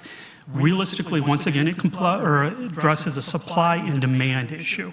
The demand to move to Wake County is actually increasing as opposed to decreasing. While that sounds like an enormous number of developments, that's approximately 3,000 total units. By comparison, there's a lot of municipalities in and around Wake County that have a surplus of 5,000 undeveloped lots at any one time, and yet they are unable to keep up with demand. Looking onto the west side of the county, that is the reason that they're having significant affordability issues. The demand is so high, suddenly the cost for the same house in Zebulon is almost double what it would, or in Apex. because they are unable to keep up with that level of development. By bringing in these mixed product neighborhoods as opposed to the single product neighborhoods, it creates that diversity of options for folks to move here at various price points and while still keeping enough supply to keep that price low.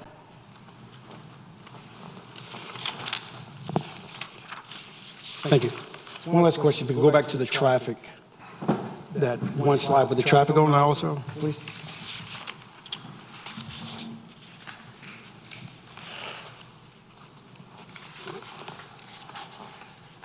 This one or this one? I think the 370, that one.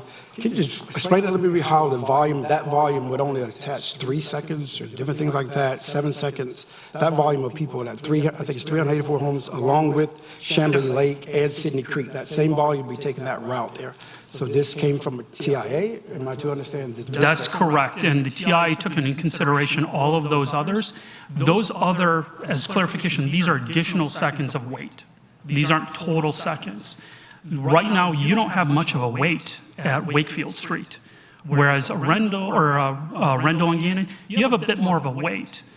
This development would only result in your PM peak delay of 3 seconds for that.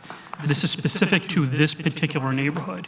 The increased delay is actually going to be much higher based on the background traffic, primarily of which is coming from Johnston County. Is that per vehicle? That's correct. So do we know the total amount delay already? I know this is additional. Do we have the time frame that it's already delayed there? I don't have that in front of me, but that's included in the TI, which I believe is included in the packet. In total, in terms of your vehicle counts going through that intersection for background, which is your no build, and then your build. Can you read that? Can you find, I think you have a copy there, or we can get you a copy so you can read that out to the public, please? That current time frame? It'll take a moment to find That's that. fine. Thank you. Yeah.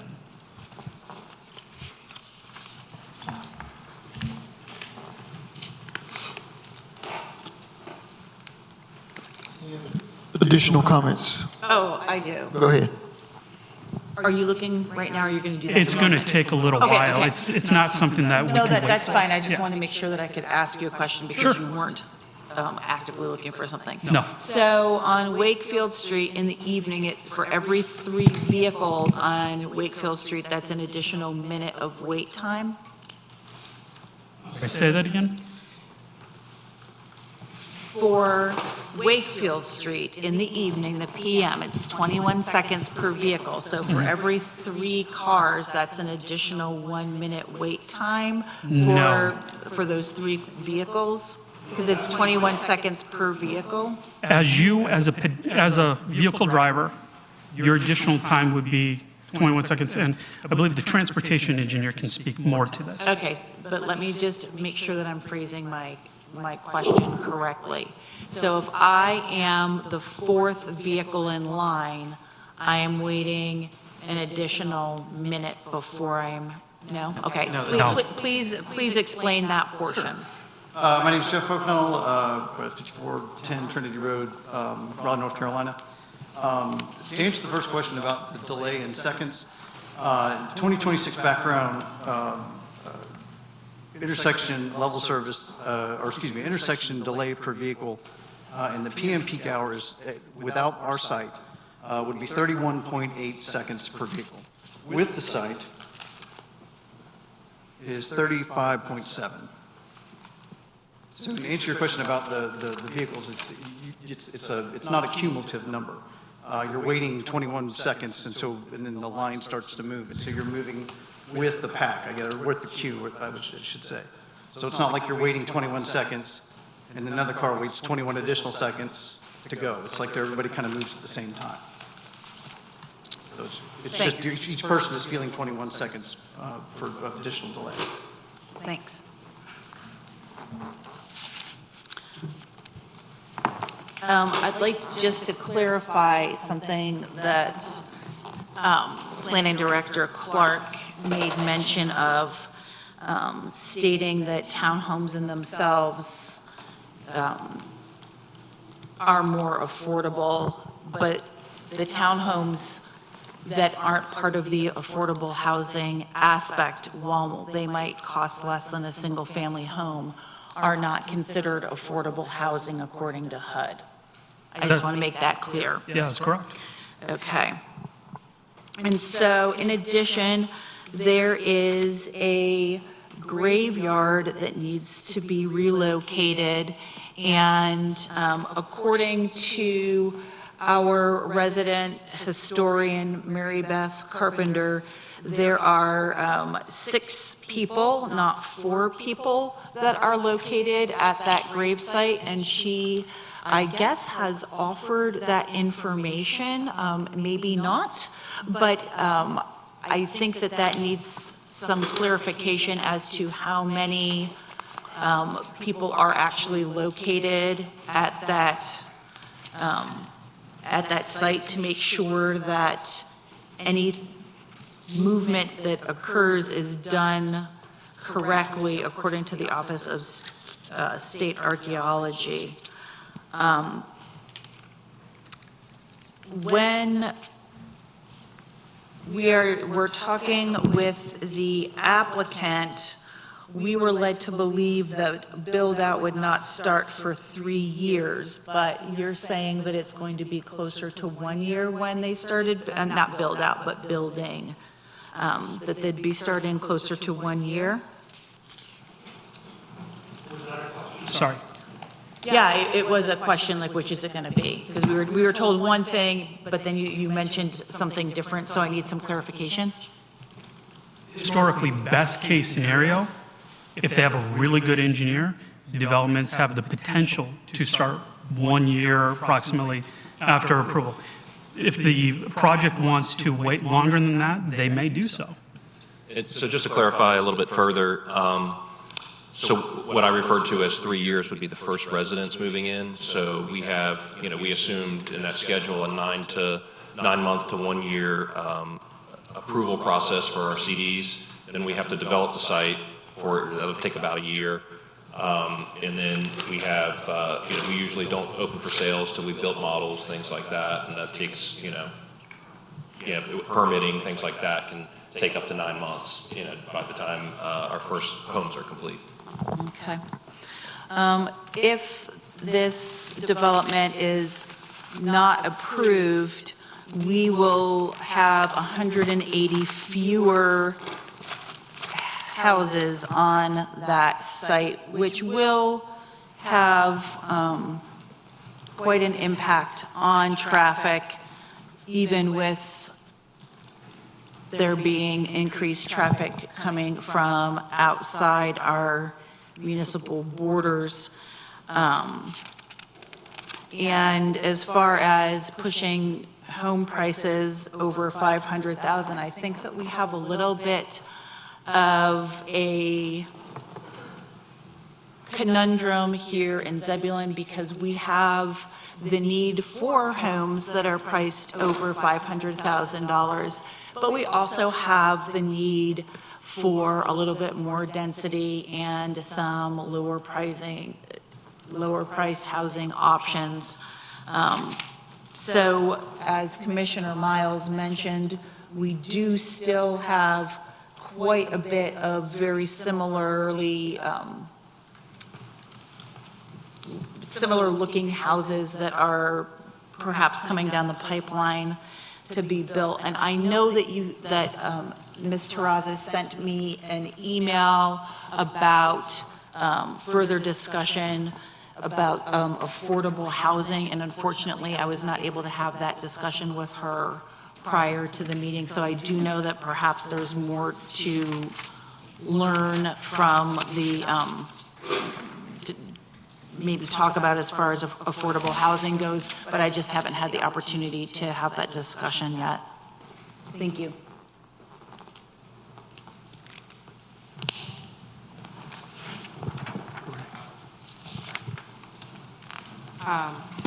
Let me talk about the cemetery relocation, if I could, really quick. I'll tackle that question first. I'm like What slide are you looking for? Yeah, there we go. Brought it up. So I put this slide in here because I know, there were some questions about this last time. We provided some additional materials, as we talked about last time. This is already going through the process through Wake County and the state. It is regulated by the state and the county. Cemetery relocation, not unheard of or super uncommon in Wake County.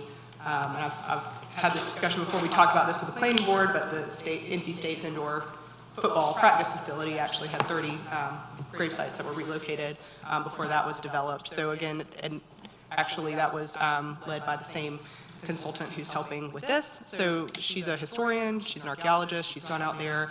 That picture in the bottom right is where they went out there and did the GPR that we talked about last time.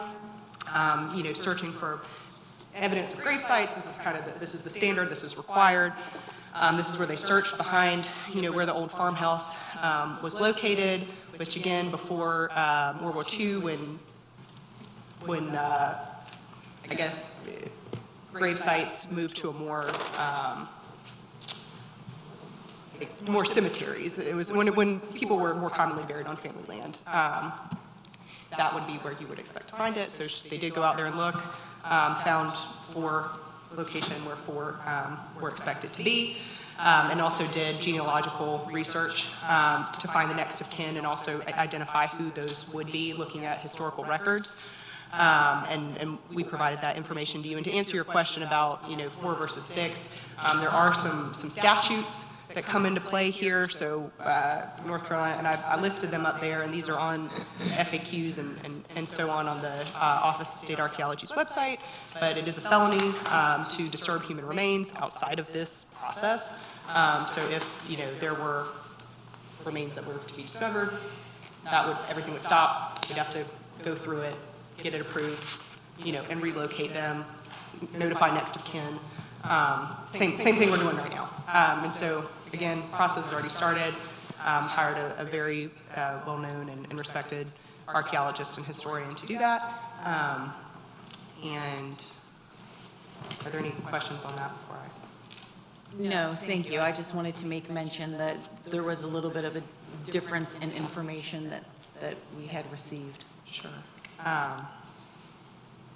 And Rob, do you want to talk about affordable housing? So we did have to talk about with division president the ability to add more affordable units, make more of the townhomes affordable.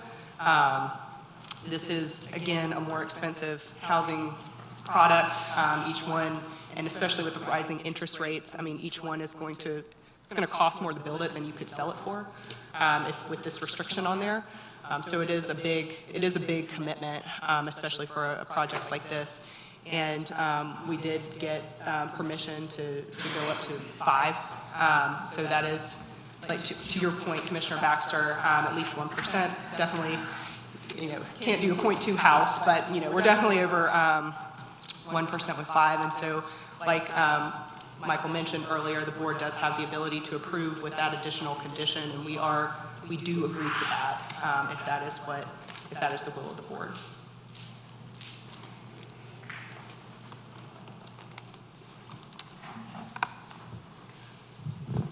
Any other questions, comments? I have one more comment. Just the planning director noted that this area is going to develop pretty much no matter what.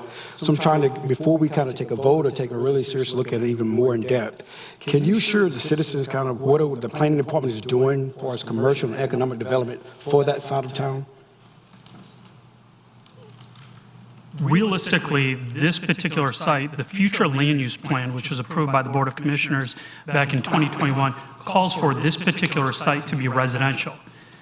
My job as a planning director is to execute the direction that was given by the Board of Commissioners per that document, and we have not pursued any non-residential uses or activities because that's not what your comprehensive land use plan calls for.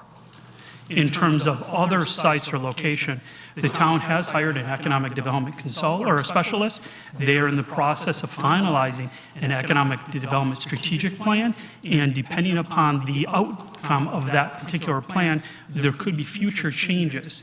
But right now, all of these locations that are listed as residential in your comprehensive land use plan are recognized as potentially residential, whereas commercial is recognized as commercial. If a developer comes in with something different than that, then we do explore those options, and it comes before you as not only a rezoning, but an amendment to your comprehensive land use plan. So basically, as a moment, there's no way gas, food, or anything of concern on that side of town. Thank you. One last question. I did get one more question from a citizen a while back asking, could you use the terminology bedroom town? Can you elaborate that for me? I'm sorry, can you repeat? Bedroom town? A bedroom town? Yes, sir. Is a town that effectively has no commercial services to accommodate for the residents. At one point, the town of Zebulon was the opposite of a bedroom community. We had a greater daytime population because of GSK, Vinventions, Nameco, US Foods. We had more employment within the town of Zebulon than we had in an evening population. We are still quite a distance away from achieving the definition of a bedroom community. Bedroom communities, by nature, they don't have a commercial downtown. They have very few businesses open during the day because there's not that economic support for the lunchtime crowds. As you can see with our downtown, we're certainly see the vibrancy because of both having a commercial base to provide those lunch residents, as well as an evening home base to provide for those dinners. Thank you. Thank you. Any other questions, comments for the board? Anything else from the applicant? Certainly open to more questions if we're here, but thank you all for your time and your consideration. We worked really hard and to make this a great community that will come several years from now.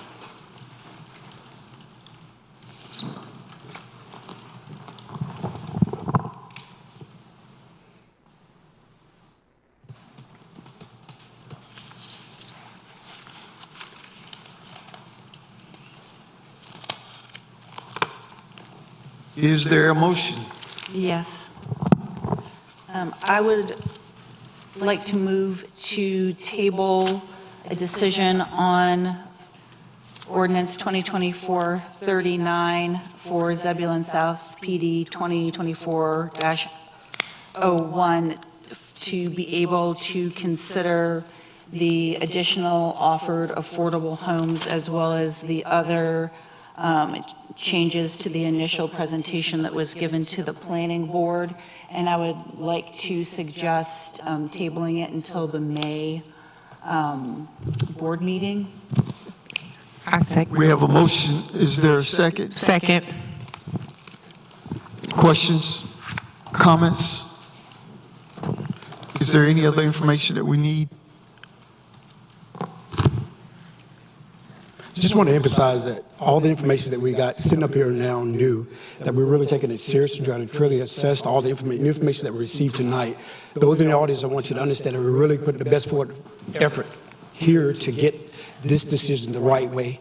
So I want to assure you that in a timely manner come May, there will be a decision made. Any other questions, comments from the board? Roll vote. Commissioner Davis? Favor. Commissioner Clark? Favor. Commissioner Harrison? Favor. Commissioner Miles? Favor. Commissioner Baxter? Favor.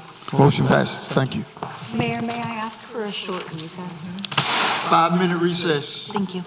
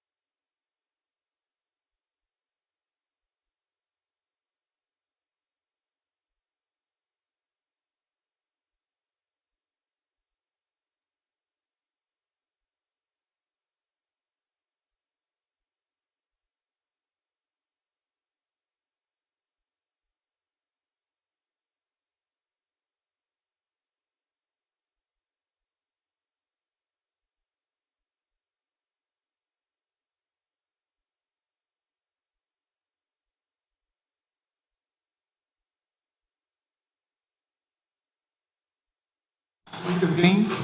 8K race. Long. Good evening, Mayor and members of the board. Thank you for giving me this opportunity to bring the 8K race or kickoff race back before you. I am going to try and answer any questions you have to the best of my ability. I've also got Chief Boykin that can provide some safety insight that you may have, and we also have the applicant in the chambers this evening. So the applicant is the Boys and Girls Club. The event date is Saturday, September 7th, 2024. The event setup time is 7 a.m. to 10:30 a.m. The event time is 10:30 to noon. Obviously, some of that setup and event time may adjust slightly as you get into your event planning stages with breakdown by 1 p.m. Activities include both an 8K and a 3K race.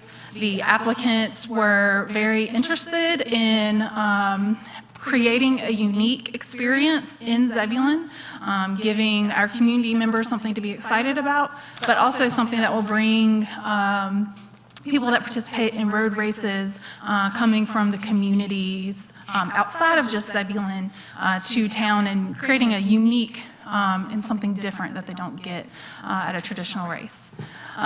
There's opportunity to include food, drinks, and music. The 8K route is shown on the map before you, as well as the 3K route. Something you will notice that is substantially different. I'll be somewhat brief and not repeat everything, but from last month. But we did work with the applicant due to safety concerns to get the race off of Arundel Avenue.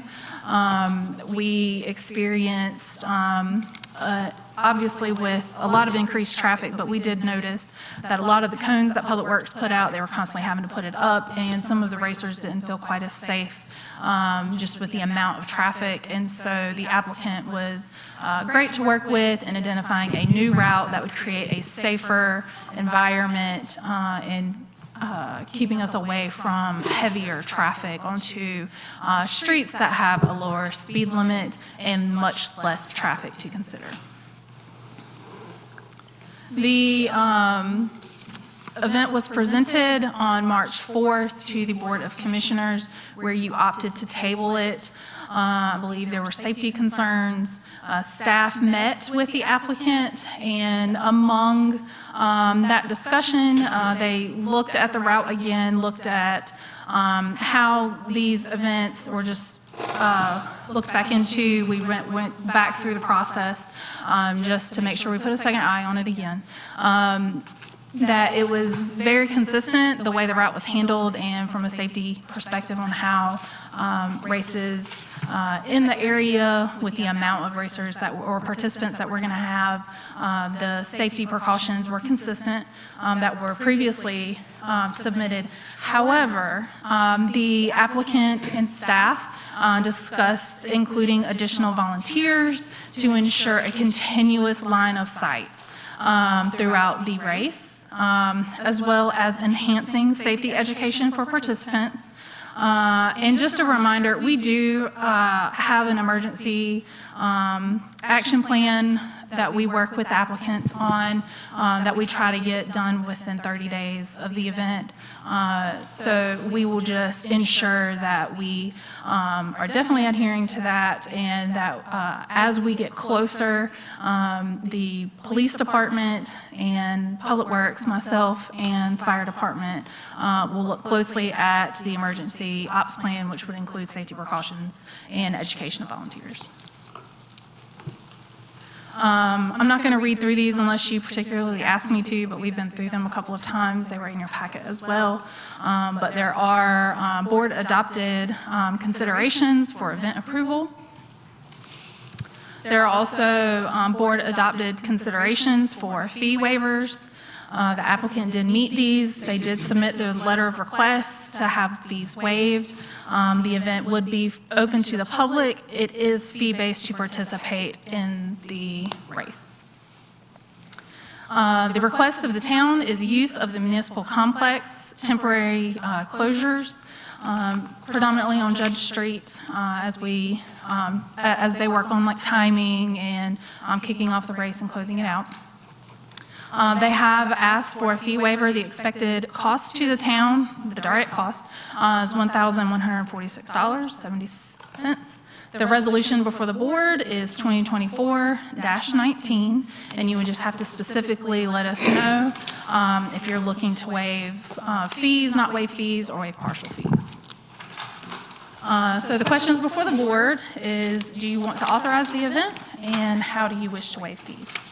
I'm available to answer any questions, as well as Chief Boykin and the applicant. Any questions, comments from the board? Yes, so the $1,000 plus, that is just what is actually going to cost the town if they were to use the municipal complex. There is an additional cost that they are also asking to be waived. Yes, they're asking for all fees to be waived. I just shared what the actual cost would be. And what is the total of all fees? The total of all fees is $2,622.70. If they were to not be waived any fees, if that answers your question. Sheila, would you repeat that, please? The total number of... Yes, $2,622.70.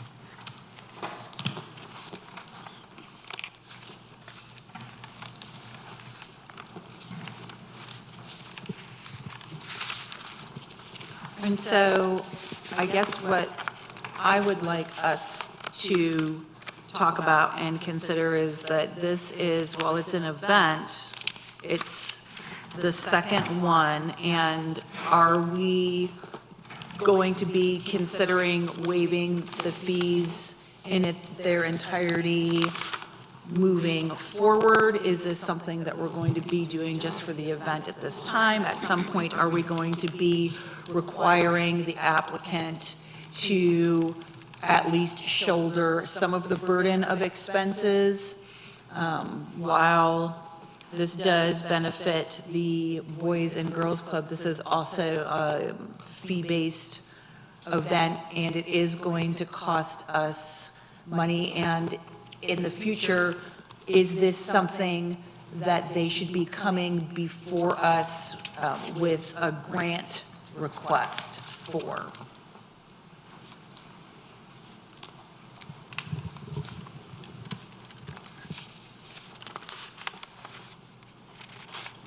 I'm assuming that they will be providing the insurance coverage with the town of Zebulon listed as an additional insured?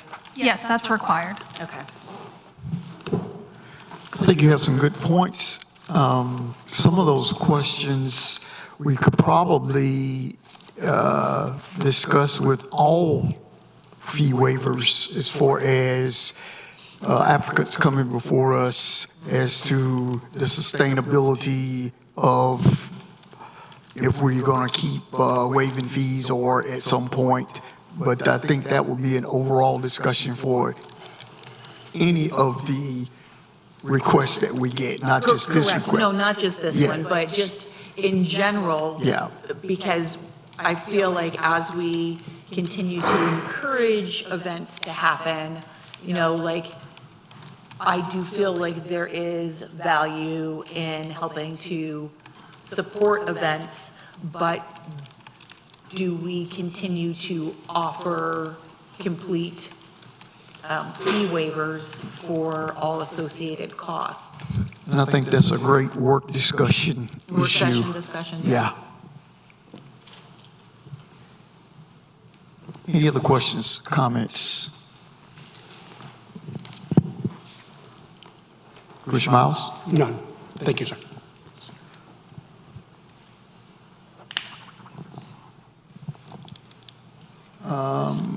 Is there a motion to approve Resolution 2024-19? With the option of I fee- recommend approval of Resolution 2024-19, approving the Boys and Girls Club request for an 8K race, which includes use of the municipal complex, closing the requested streets, and waiving all fees as permitted by the special event standards. Second. We have a motion and a second. Discussion?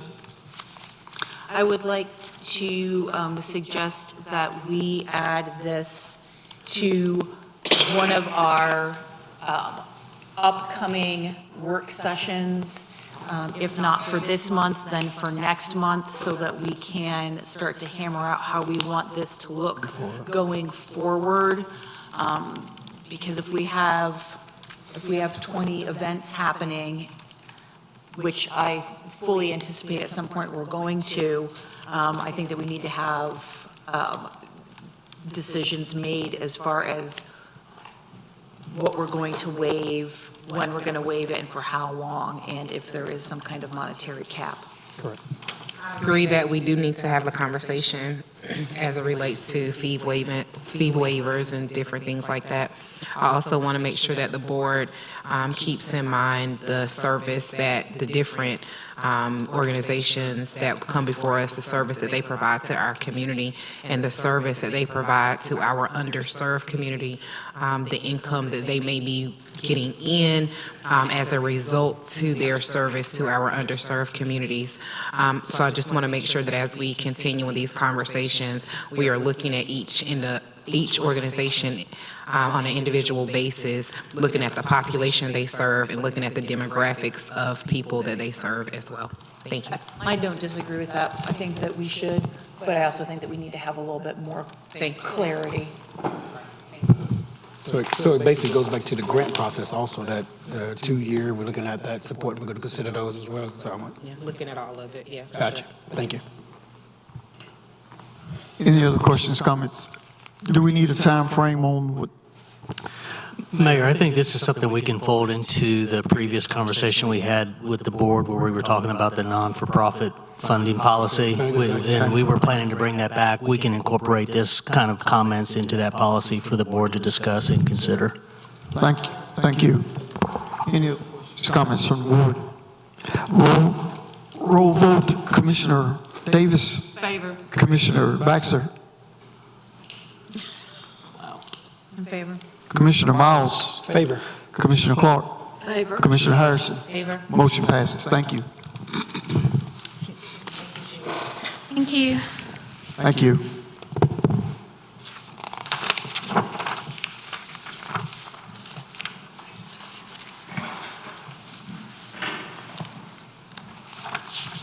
New business, public hearing on 901 Proctor Street annexation. We have a request to annex the property on 901 Proctor. Let's see, Adam?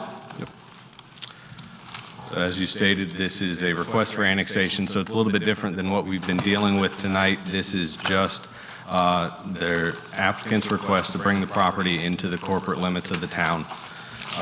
The property itself is at the corner of Proctor and Shepherd School. They're highlighted in red. The applicant is Shepherd School LLC. Again, the address is 901 Proctor Street, and it's approximately 7.19 acres.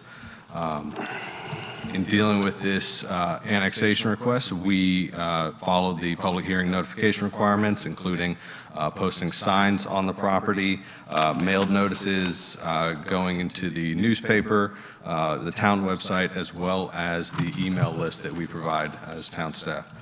The points that we put signs, we made sure to hit them on Proctor Street and Shepherd School Road, so anyone driving by on either right-of-way would be able to see the request for annexation. You can see on that sign there, it was for the property is part of the Storage Max development that was approved by a special use permit a few years ago, and a condition of that special use permit, as well as a condition of the approval of the construction drawings, is that they are annexed into the corporate limits. So they're nearing the end of that process and are looking to be annexed into the town.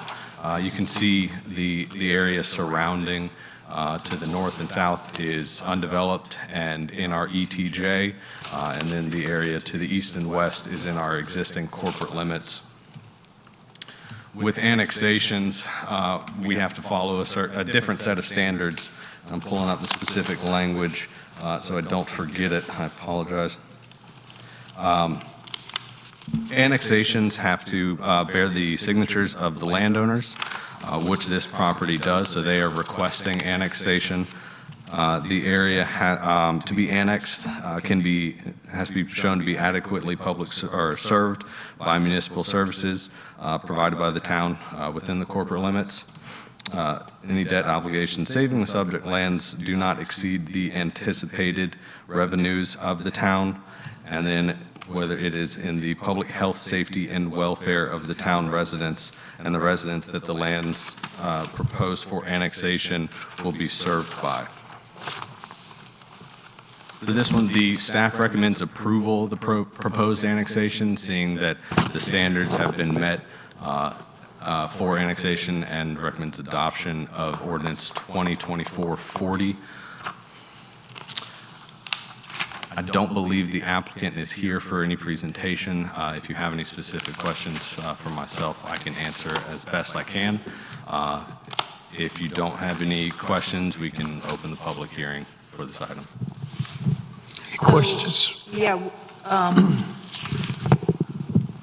I feel like maybe there's a point of order, or maybe I'm misunderstanding, that staff is making a recommendation before recommending that we have the public hearing. I believe I had that slide out of order. I apologize about that. Okay.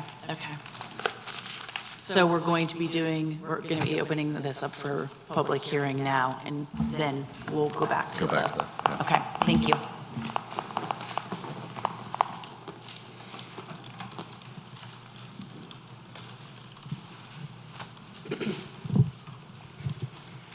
Any other questions, comments before opening public hearing?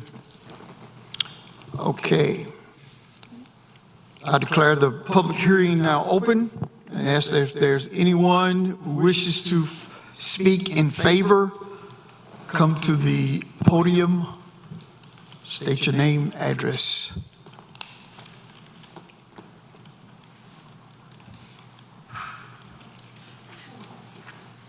Is there anyone who wishes to speak in opposition? Come to the podium, state your name and address. My name is Nicholas Walton. I live in 4014 Watsonia Drive. And I'm sitting here tonight not in opposition to the annexation of this land, nor the building of a storage max in our town, but in opposition to how this storage max will be built. As shown on the town's website, the storage max at maximum will be a 5-story, 92,000 square feet building. I have no problem with the size of the building, but with the height of it. My problem with the height of the building is that it's not high enough. Of course, I'm not advocating for the building of a skyscraper, because skyscrapers are bad for various reasons, ranging from making climate change worse in terms of the vast amount of electricity needed, which is predominantly created via the burning of fossil fuels to cool and or heat a massively tall building made of glass and steel. It being immensely expensive to build a massively tall building made of, again, glass and steel. For example, the current tallest building in the world right now is the Burj Khalifa, that is located in the United Arab Emirates in its largest city of Dubai, and it costs $1.5 billion to construct. Another reason why skyscrapers are bad is that they alienate our fellow human beings who live in them. This is so because, for example, humans that live on the 50th floor of a skyscraper have a disadvantage in terms of accessibility to basically anything. This is due to the majority of everything being on ground level, resulting in it taking longer just to get a trip to such places started due to them having to take an elevator or stairs to go down 50 floors to ground level, which would take, if conditions are right, around 20-30 minutes. When compared to someone who lives in a mid-rise apartment building on the fifth floor, if conditions are right, it would take like 5-7 minutes to get to the ground level via elevator or stairs. The former causes trips down to accessibility, to access amenities at commercial areas and socialization and more to be a hassle to do, resulting in humans that live in skyscrapers only going down when they have no choice but to. resulting in them staying in their apartments in a skyscraper more, including in alienation. The final reason why skyscrapers are bad is that they are a logistical hassle. This is because government, of course, has to service the human beings that live in a skyscraper, which involves building transportation, infrastructure, educational institutions, recreational infrastructure, and more. To serve them, and of course, the private sector will want to cash in on these people who live in such skyscrapers, building commercial areas, amenities, and more, all in a very small area, resulting in both being being more expensive to construct and use in terms of the private sector, and a logistical headache. In addition to this, during business hours, these areas will always be crowded, but a lot of times it will be desolate. Skyscrapers are only justified in being built in areas where land is in low supply and it's cheaper to build instead of multiple smaller buildings to fill its functions. But in all other cases besides this one, skyscrapers should not be built. Instead, we should build mid-rises, which are 4 to 10-story buildings that are immensely superior to skyscrapers and smaller buildings. To prove this, I'll compare the Burj Khalifa and the average single-family house to a mid-rise called the Village House. The Village House is the largest commune block in Hungary. It was built in Hungary's capital, Budapest, in the 1970s. To start off, the Burj Khalifa is 2,722 feet tall with 163 floors. It has a total residential space of 392,591.7 square feet, and a total office space of 301,389.4917 square feet, with the total area of the skyscraper and its surrounding area being 5.67 million square feet. Now compare this to the Village House. It's named the Village House because it can literally house the entire population of a large Hungarian village in one building. It's a 10-story mid-rise that's 10,354.33 feet, or roughly 1.96 miles long, and 59.86 feet wide. That houses more than 3,000 humans in 884 apartments with a total residential space of 468,230.10 square feet. In the total area of the Burj Khalifa and its surrounding areas, you can put 5 village houses equally spaced apart with parks, amenities, and more in between in the same area. If you make 4 village houses, residential buildings, and the last one an apartment building, you'll get a residential space of 1,872,920.41 square feet, and a total office space of 468,230.10 square feet, which will be roughly 1.01 and 1.55 times more square feet of residential and office space respectively than the current tallest building in the world in the same area with parks, amenities, and more in between the village houses. Let that sink in.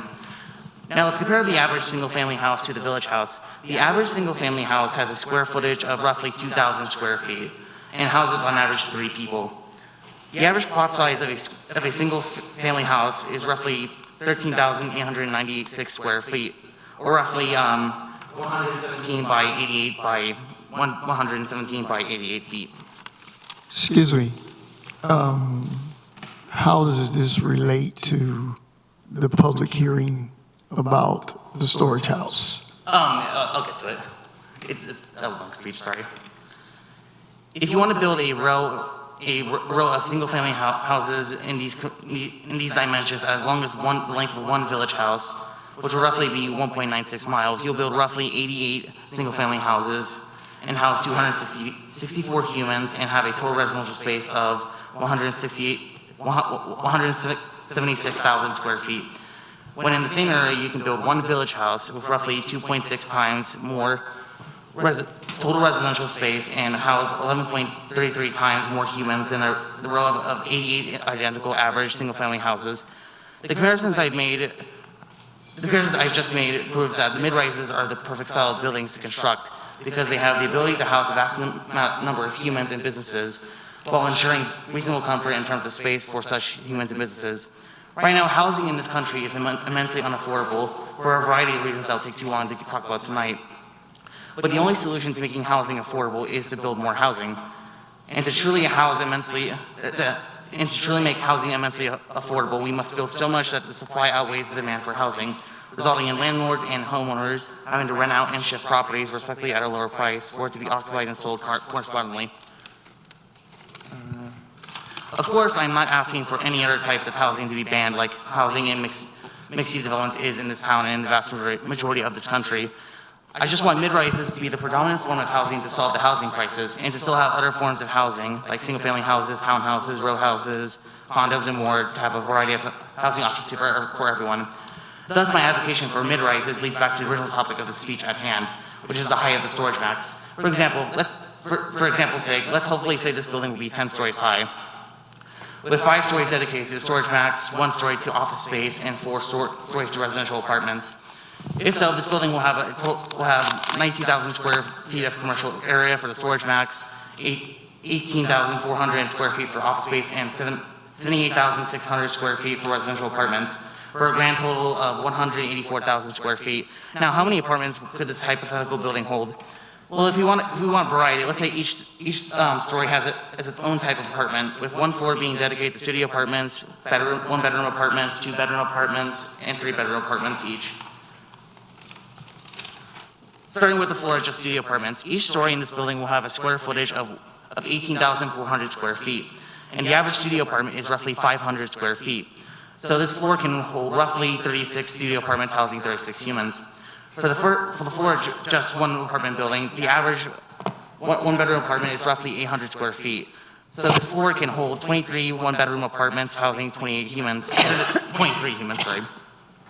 For the floor of just 2-bedroom apartments, the average 2-bedroom apartment is roughly 1,138 square feet.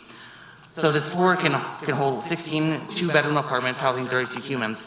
And lastly, the floor of just 3-bedroom apartments, the average 3-bedroom apartment is roughly 1,467 square feet.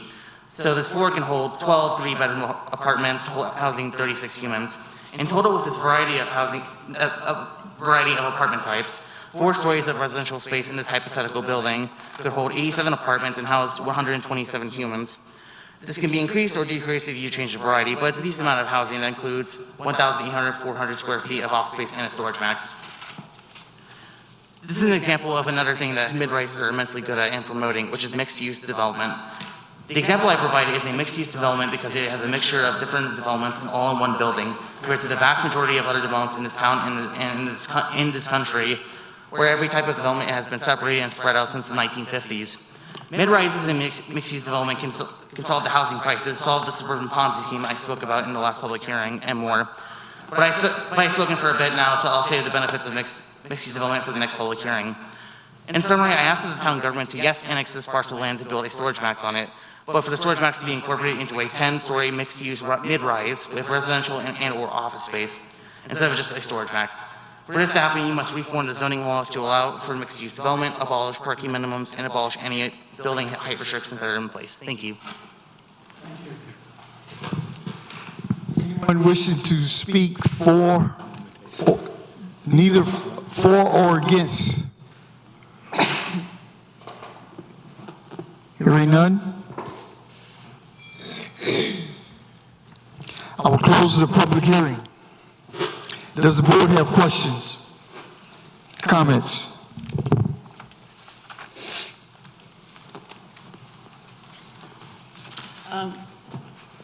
Mr. Culpepper, could you just clarify the number of stories? Yeah, as a point of clarification, the storage max as part of the special use permit proposes a 1-story storage facility with elevated parapet walls to hide any roof-mounted utilities of any kind. Thank you. Thank you so much. Any other questions, comments from the board? Are we ready for a motion? I hereby move to approve ordinance 2024-40 for the annexation of Wake County Pen 2706-2174-63 into Zebulon corporate boundaries, finding that the standards of section 2.2.2.g are met. I second. Is there a second? Second. Thank you, Commissioner Clark. Discussion. We have a roll vote. Commissioner Baxter? Favor. Commissioner Miles? Favor. Commissioner Harrison? Favor. Commissioner Clark? Favor. Commissioner Davis. Favor. Motion passes. Thank you.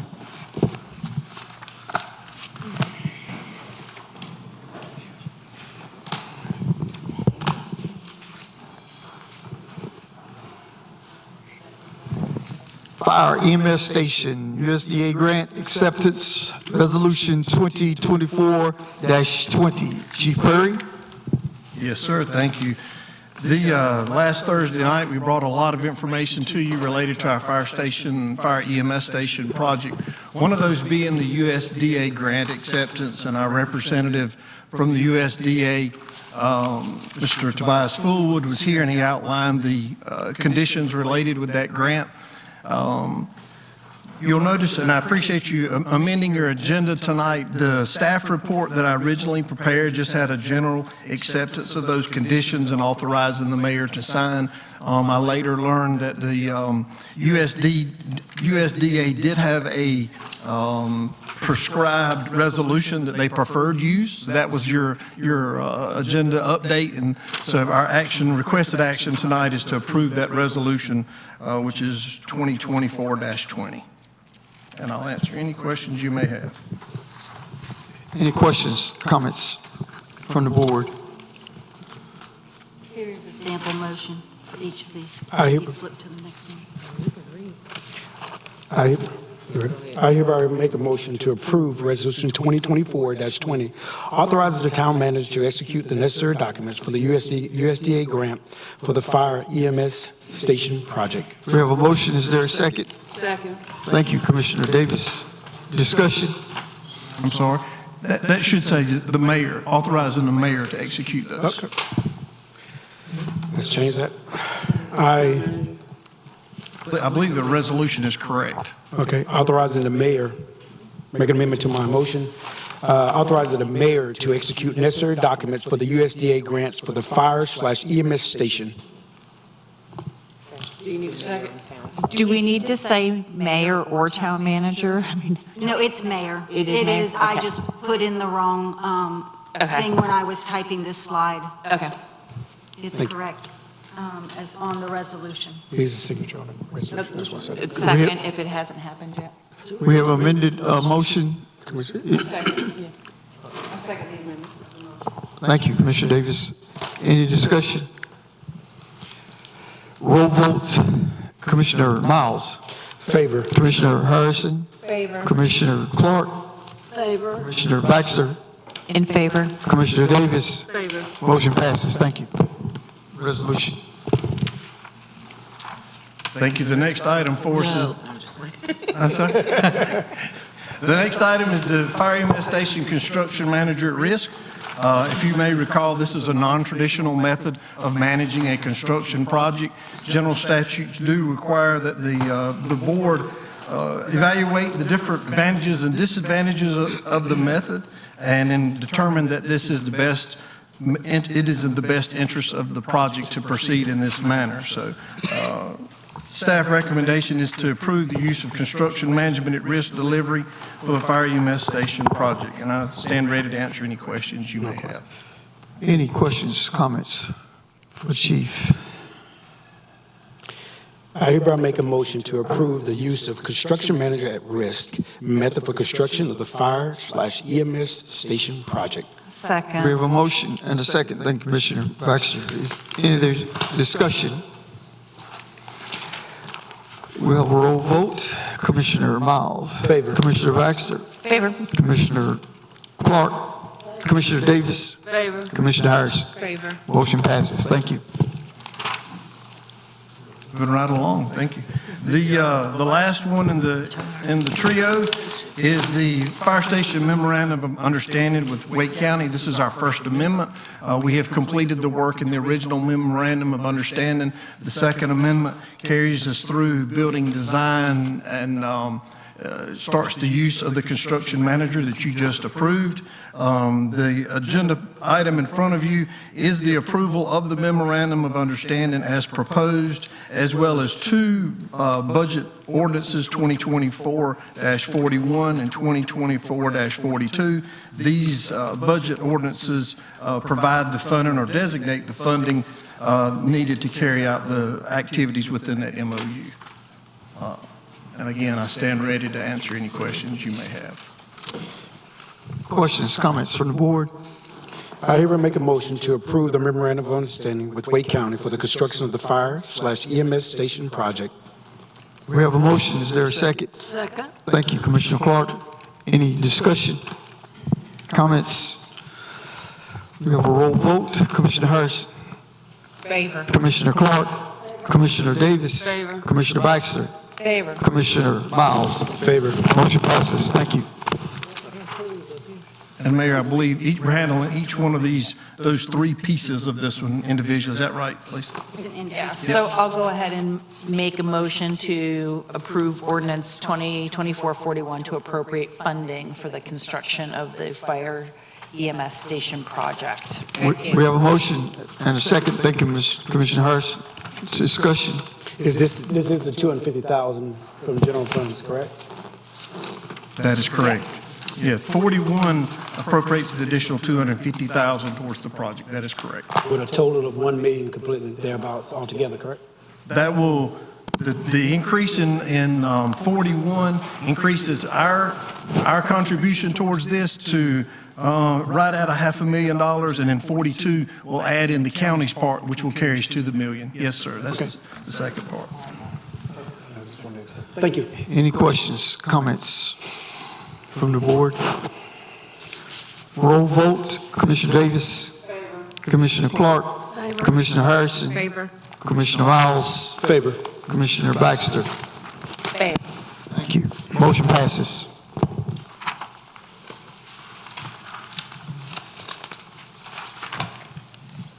This is the last one. Okay, I hereby make a motion to approve ordinance 2024-42, creating the capital project fund for the construction of the fire EMS station project. Second. We have a motion and a second. Discussion.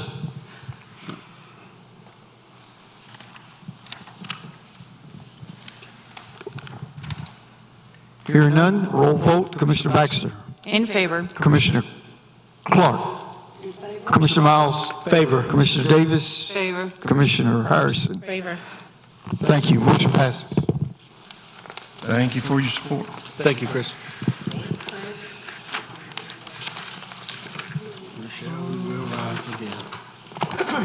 We had a couple of pulled items. First was cell tower. Commissioner Miles. Just wanted to understand a little bit about the lease term. I was looking to see if that was something that we could shorten a little bit. I know currently it looks as if it's 15 years is what they're looking for. Could you explain that a little bit, please? Yeah, the original lease agreement was signed in 1994. That was a 15-year lease. Back in 2009, we did a three five-year extensions to that, which carried it to actually to yesterday. So now this new proposal will carry it another 15 years. They're really interested in locking down long-term agreements. They were trying to get us 30 years. We kind of countered with 5, like you were saying, like 5-ish or so. Their carriers are looking for longer-term agreements on the towers.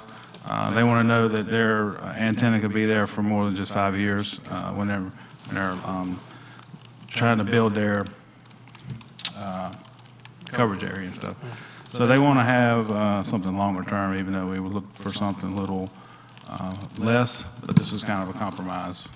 Do another 3 5-year extensions in this second amendment. So it's 3 5-year extensions, but we're just doing it all at one time? Right. Okay. Yeah. Thank you. Any other questions, comments? Is there a motion? I make a motion to approve the cell tower lease. Second. We have a motion and a second. Thank you, Commissioner Baxter. Any discussion? Roll vote. Commissioner Baxter. In favor. Commissioner Miles. Favor. Commissioner Davis. Absolutely, yes. Commissioner Clark. In favor? Commissioner Harrison. Favor. Thank you. Motion passes. Thank you. Next item was New Blue Care Program, Police. Commissioner Davis. Hey, Chief, no, I didn't really have any direct questions.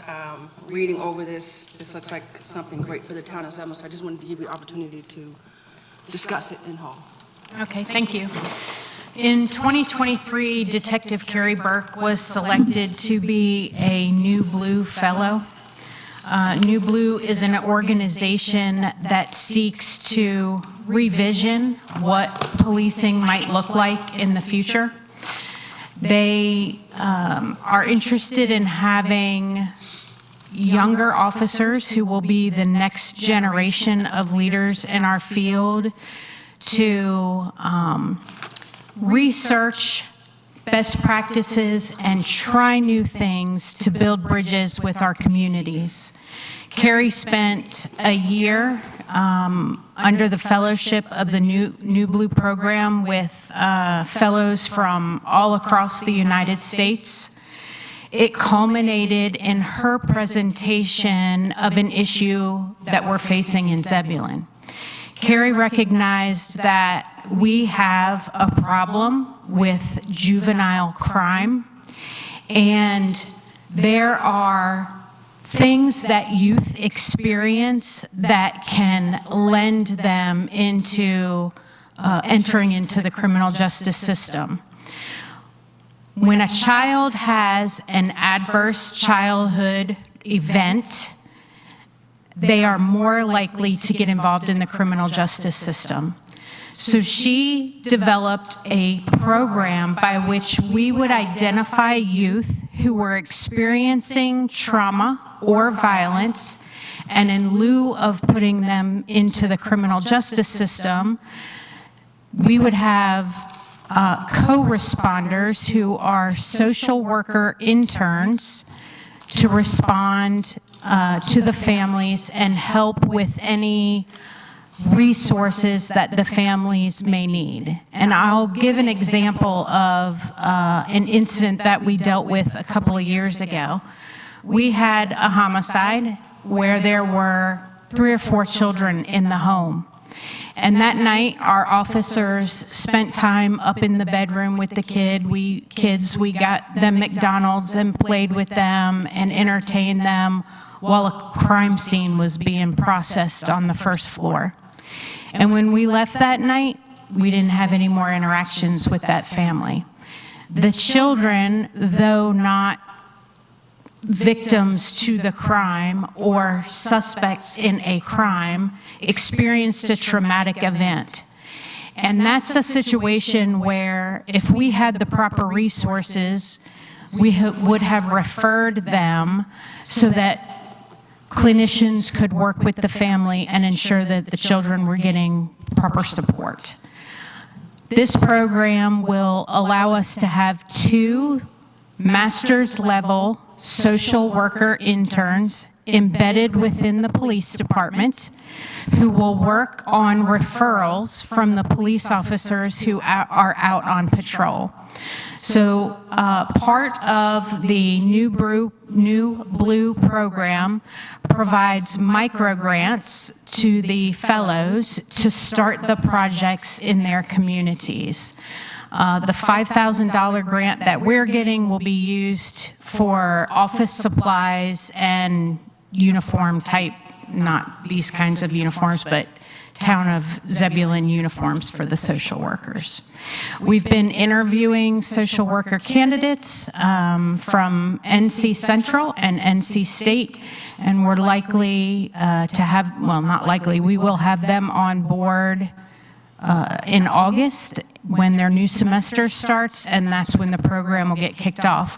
Right now, we're preparing our office space and creating workspaces for the interns. happy to answer specific questions. Commissioner Miles, how long will they be on staff there with you, Chief? Oh, maybe I missed it. So internships typically work for a semester at a time. Okay. And though there is some downtime associated with bringing on new interns, we think that the internship will allow us to involve the colleges repetitively with the program and giving that experience to more people. I could see a day where this became a full-time position, but I think it'll probably be 2-3 years before we get to that point. So am I to understand that you'll be potentially selecting one from Central and one from State? Ideally, yes. Okay. Thank you. How are we going to assess the success of the program? I'm assuming that probably you're going to revisit and tweak things after the first semester, or is there a timeline set up with set goals and achievements that you're looking to accomplish? So the New Blue program provides the fellows with a lot of guidance on that, and they're seeking to identify programs that can be established as best practices and replicated in other communities. Carrie's had access to research assistants who will continue to help our department. They have performance measures established. The New Blue program will help her in the assessments that will occur periodically. I don't know if the first assessment will take place at the end of the first semester or if it'll take place at the end of the first year. But they will be monitoring performance measures, reporting on metrics. And yeah, I think you're absolutely right. We'll be tapping the rudder as we go because this is brand new. Though some communities are operating co-responder programs, there's no community that we're aware of that is operating a co-responder program designated at youth experiencing trauma before they enter the criminal justice system. So we feel like we're going to be a model, and we've got a lot of support to ensure that we're doing it right. So I do think there'll be slight adjustments as we go. And since you're working with the university system, I'm assuming that there is the opportunity there for you, perhaps Carrie Burke, whomever it is administering the program along the way, to create perhaps a program and a career path moving forward in conjunction with these universities? Or is that something that is, I mean, it's out of the scope of what we're trying to do initially?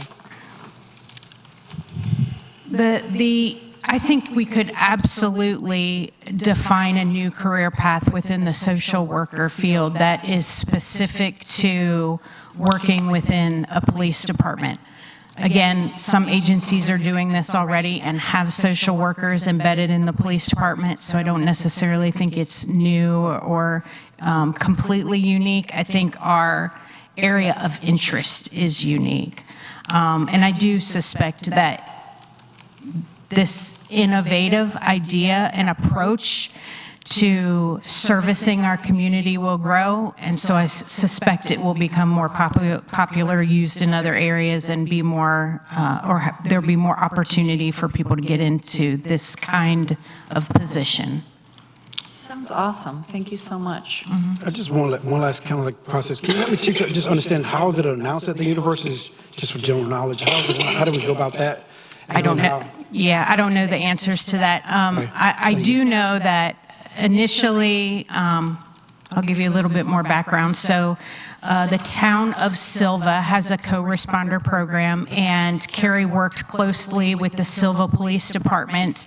They already had a relationship with Western Carolina, and so the staff at Western Carolina helped us navigate the introductions. Gotcha. But Miss Wendy Watson here locally was our connection to NC Central, and she's the one who's helping us facilitate it at that location. But I don't know what the process was at the individual schools. Thank you.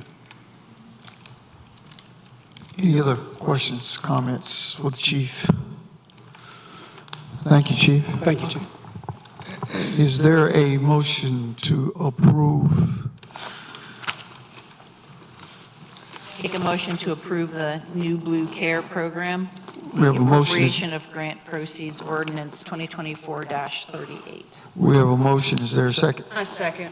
Thank you, Commissioner Davis. Questions, comments from the board?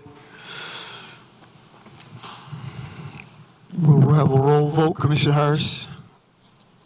Favor. Commissioner Baxter? In favor. Commissioner Miles? Favor. Commissioner Clark? Favor. Commissioner Davis? Motion passes. Thank you.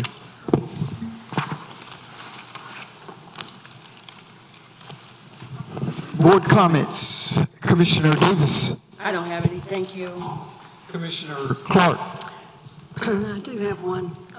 At our last board meeting, we had a job to do, and that was the appointment to the Board of Adjustments, Planning Board, and Recreation Board. We had many qualified people to apply through the application process that we use.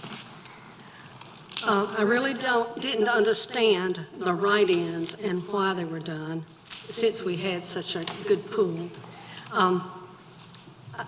This kind of action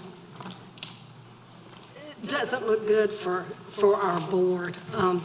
Back in the early 80s, the board began to lose trust of the citizens, and I do not want that to happen here again. We need to be transparent with our service to the community. Our decisions affect everyone in the community. And I would like the staff to develop a policy for the proper way to appoint board members to our various boards. Thanks. Commissioner Harrison? Thank you. A few weeks ago, I had the honor and the pleasure of attending National League of Cities Congressional City Conference. During that time, I was able to chair my first meeting for the Youth Education and Families Committee. During that meeting, I met some amazing people from across our nation that serve youth in their community, that were public servants. We were also able to attend a workshop that was led by U.S. Secretary of Education, Dr. Miguel Cardona. And during that time, Dr. Cardona made a statement that said, in order for us to continue to have good citizens, or to have good citizens, we have to grow them. And I totally and 100% agreed with his sentiment and his statement. And in doing so, here, the board in the town, we do a lot of things for our youth. We have a lot of organizations that serve our youth. We have a lot of programs for our youth. And I'm so excited to be able to share those things across the nation to our neighboring and to our regional neighbors. I would like to, however, ask our Parks and Rec or our staff to please bring us back documentation, information, whatever it is that we need so that we can charter our youth council, because I know that we used to have a youth council here in Zebulon. And I think that if we're going to continue to make decisions for our youth, if we're going to continue to plan activities for our youth, if we're going to continue to talk about what our youth want and what they need, we need to, in fact, bring our youth to the table. And I think that in order for us to do that, bringing our youth council back would be something that I think our community could greatly benefit from. And if it would please the board, I would ask that you all would support this in asking the staff to bring us back information so that we can recharter our youth council. I gladly support that. Thank you, Commissioner Yes. Baxter. It used to be called the Mayor's Youth Council. Oh, snap now. Correction. Excuse me, our Mayor's Youth Council? Thank you. Okay, my bad. Might I suggest that we call it the Glen L. York Glen L. York Youth Mayor's Council. Youth Council going forward. Thank you. Commissioner Baxter? I was. Oh, you're not finished? No. Oh. So, thank you guys for that as we move forward. Nicholas, thank you for your passion for Zebulon. We are happy, the board are happy to sit to discuss anything that you would like to discuss further and to help you with proper protocol and procedures on speaking during public comment. We appreciate your energy, we appreciate your passion, we appreciate your dedication to our town. Thank you. Commissioner Baxter?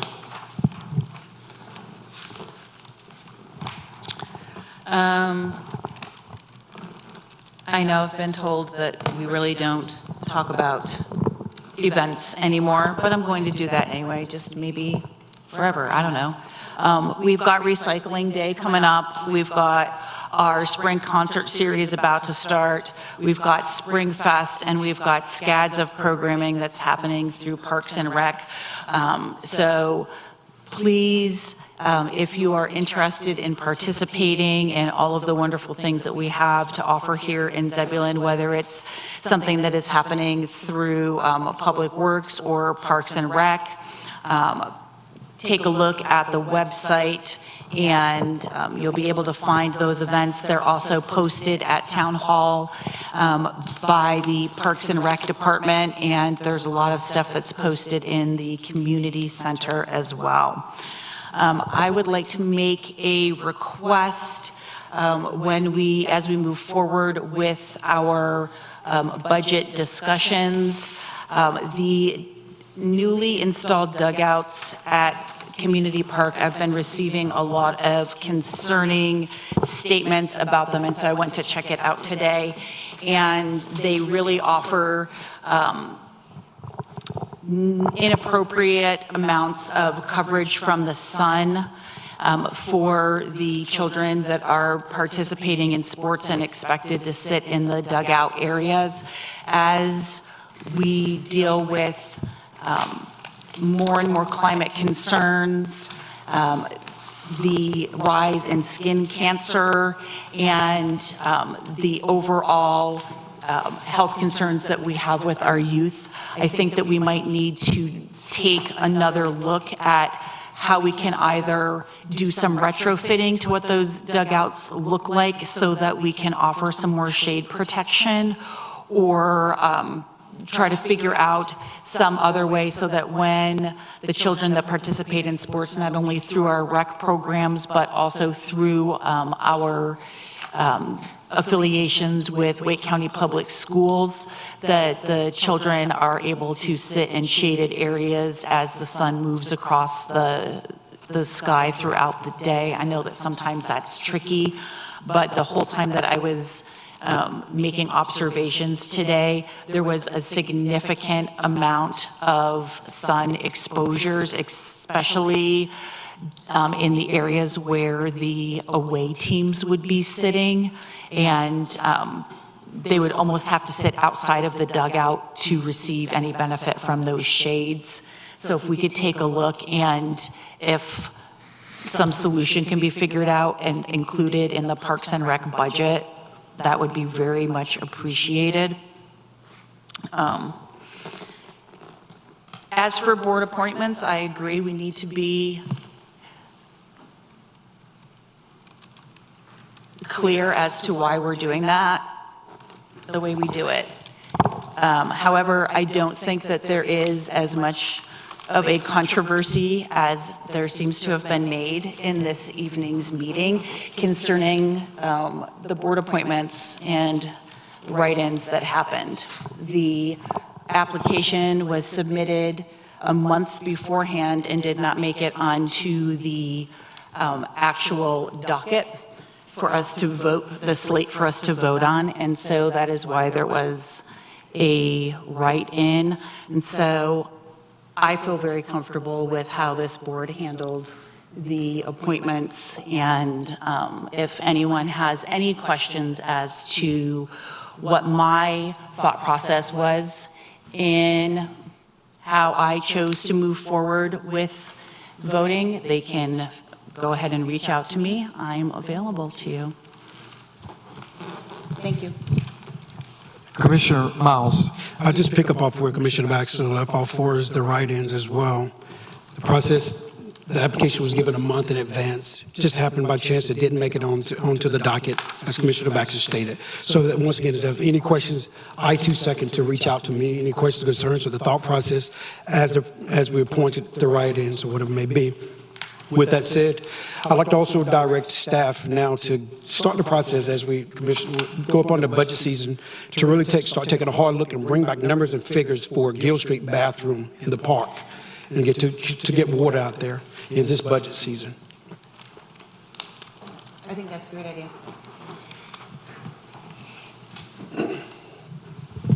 Thank you. Thing. Right ahead. Wyrick Robbins is marking their 45th anniversary. So I thought I'd Congratulations. My comment was basically about our new fire station, and congratulations. Thank you, board, for making those approvals as we move forward. This will be a first new fire station since the existence of the town. And there's a lot of work that goes into where we are right now as far as working with the USDA grants, and there's still a lot of work to come. So I commend Chief Perry and his staff and all the staff for their involvement in this, because you know, it's much needed. And just think about every second that's going to be saved for someone's life when it comes to the first responder in the fire station. So thank you. Manager's report. Thank you, Mayor. Before I begin the manager's report, I just want to circle back on some directives that I heard from the board. Some of them are really evaluations, and so just to check in with you all, that we'll take a look at what I'm hearing is a evaluation of the new dugouts / shade structures, and bring back an update or review of the youth council. So we'll come back with that. I would like a little bit of clarity, because there was some discussion on the appointment policy. Just, you don't have to take a motion, but just show of hands, looking that there's a majority interested in having some kind of policy or at the minimum procedures for board appointments. Is there an interest among the board for that? I thought that we had them, but if things need to be more clearly defined and brought back before us, then that's fine. I'm willing to see what kind of information you can come back to us with. All right, so I see 3 yeses. That's No, I agree as well. To ensure that when they're appointed, I think we have something definitely where it ensures that everybody that applies reached out in contact in a timely manner, a certain time frame, and they're allowed to be on that docket. That was the issue that we ran into this time. okay. Just to be clear, when you say apply with the complete application, right? So the application along with the required driver's license or whatever that needs to go along with the application have to all be submitted in order for the application to be complete. So we just need to make sure that we get all of that information back. With that said, I think we have to also have staff to ensure that they reach out in a timely manner, not the day of, to ask for driver's license or whatever it may be. So we ensure that it's reached in a timely manner. If an application is received in a month in advance, we ensure that that time frame, once the application is received, in that we make sure that also protocol, that call is made within a timely manner to that personnel. And also ensuring that when the application is received, the stuff is gotten, and all of the things are sent back with the application, regardless of where the person is being reached out to. And if that person, or if the people with the application state that they're okay or that they've been communicated with, then we have fair conversations up here, and that we are not letting any of our citizens leave out feeling slighted, disrespected, and disregarded, right? some clarity on Do this. you I have- received the application. We got it. The email address on the application was incorrect. We reached out to them immediately when we did not, when we got the application. The email address was not correct. It was missing some of the letters and numbers that should have been there. We called them and we spoke with them on the phone, and they said they would get it in, and that was a week prior to the meeting. The day of the meeting, we got the application, or the driver's license, clarifying that they did live within the corporate limits and were eligible to serve on the planning board. At that point, when I spoke with the applicant, I let them know that they had missed the deadline. The agenda had already gone out. And I said we would include their application and information in the next appointment, which would be at the May meeting. It would come before the board at that meeting, and they were perfectly fine with that. Thank you, Lisa. Do you have the information that you need? I do, thank you. Fantastic. The last one, I need a little bit more formality on this one, so I am seeking a motion, because this will take some decent amount of work, but I'm paraphrasing Commissioner Miles, so please correct me if I got it wrong, but directing staff to evaluate, assess Gill Street Park for the installation of bathrooms. That is correct. So if we could have that in a motion and see if there's board support for that. I make a motion to direct staff to, what do you say, to analyze? Assess, analyze Gill Street Park for the installation of bathrooms. Gill Street Park for bathrooms and water, correct. We have a motion. Is there a second? Second. Is there any questions, comments? Yeah. So I feel like this probably shouldn't be too much of a stretch for staff, because we did already have some public engagement at Gill Street Park, and this has been something that has been a topic of conversation for quite some time. So with that motion and a second and an upcoming vote on this, do you feel like this is something that you can come back to in a reasonable amount of time, perhaps, so that we can include something in the budget if we deem it necessary? I don't know if we can make the budget, but even if we don't, the type of scope of work that I'm thinking about, this would be a very small, minor amendment if we had to amend the budget. Okay, thank you. Thank you. Any other questions, comments? Roll vote. Commissioner Baxter. In favor. Commissioner Miles. Favor. Commissioner Clark. Favor. Commissioner Harrison. Commissioner Davis. Motion passes. Thank you. Thank you. I'm going to recognize Michael Clark for a development update. Good evening once again, Mayor and members of the board. As always, our development updates really start with, look, it's been updated. The town's interactive development page. In an effort for transparency, a couple of years ago, we really expanded the details of our interactive development page. Above and beyond just the map, which is accessible here, clicking on the green button, we also included individual page sheets. One in particular that I want to bring to your attention will be coming before you for joint public hearing next Monday, and that's for the 24/7 fitness.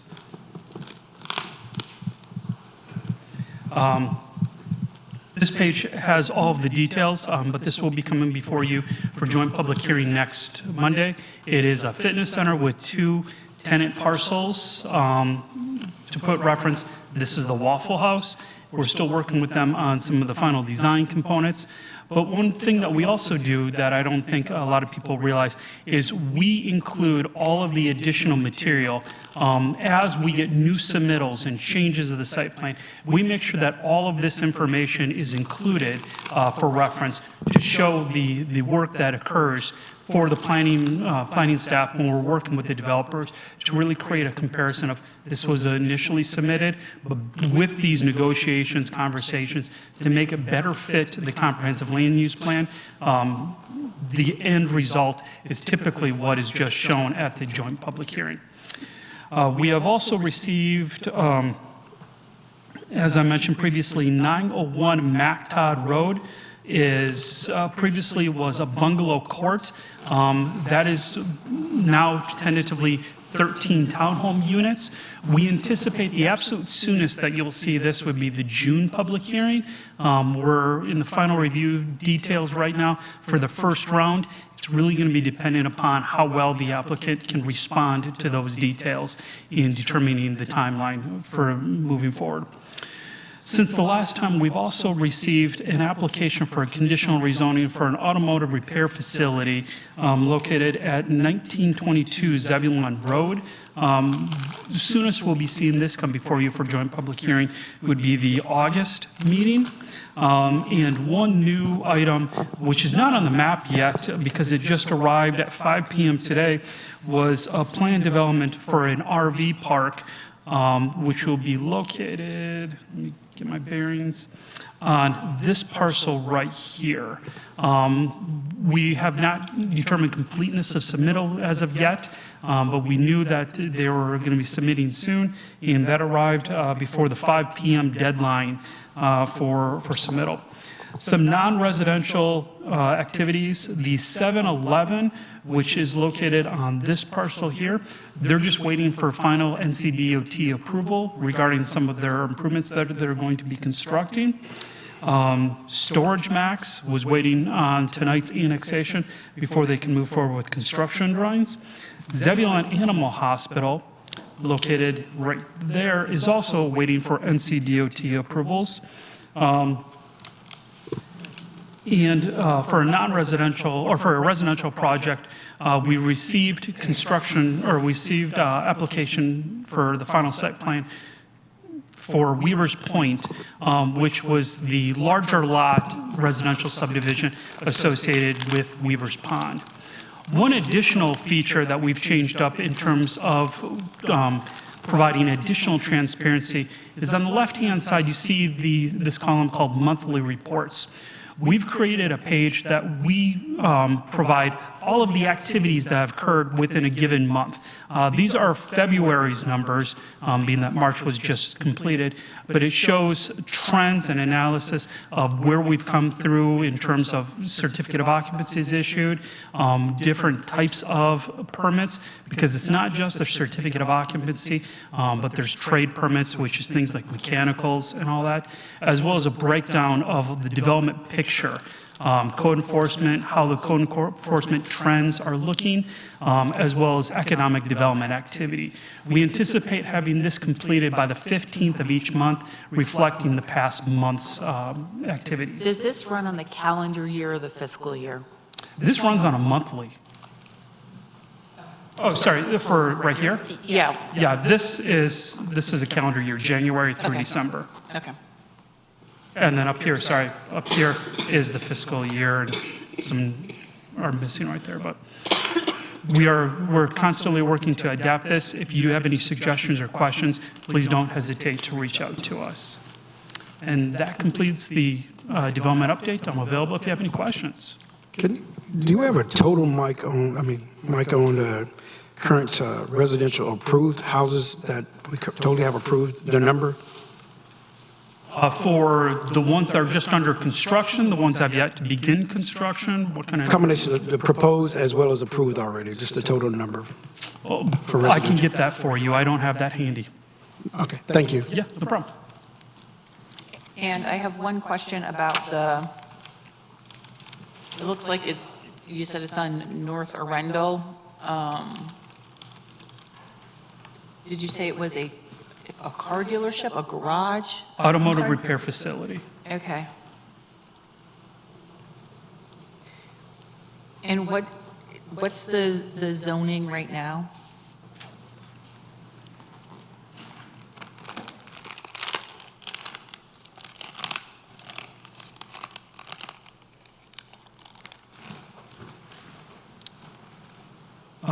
Right now, it's zoned R2 residential. But the future land use map calls for this to be a commercial zoning district. Is it heavy commercial or just commercial It's heavy commercial conditional. for the future land use map? I believe it's classified as, it's one of the heavier commercials. I think it's like a corridor commercial. Okay. I'll have to review that. Okay, but this, it looks like it butts up on, is that like Terran Meadows or Terran? Or am I misunderstanding where it is on the map? Yes, it does butt up to a residential neighborhood. Okay. All right, cool, thank you. You're welcome. Any other questions? Any other questions, comments? Thank you.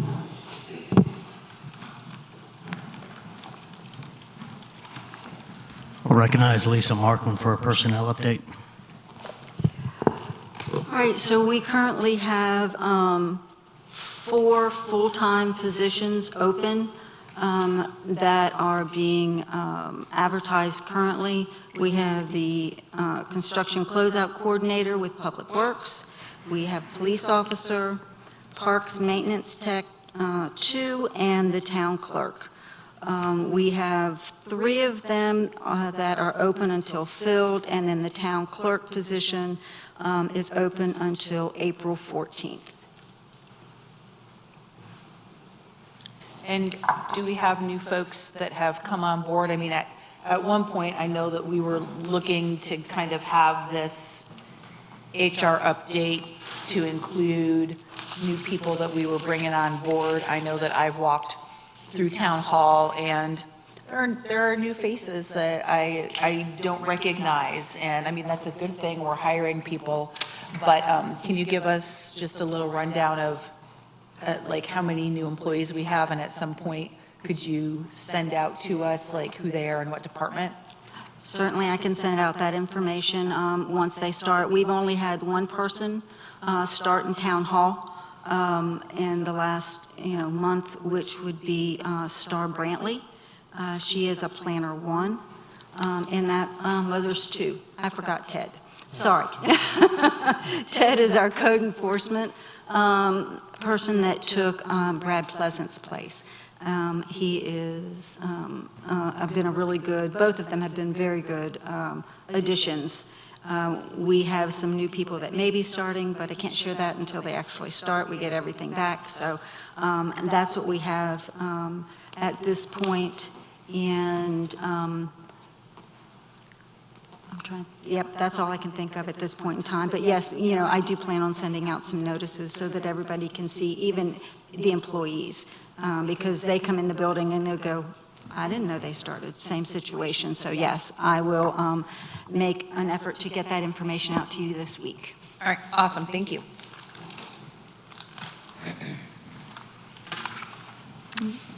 Bobby has a budget transfer to put in front of y'all.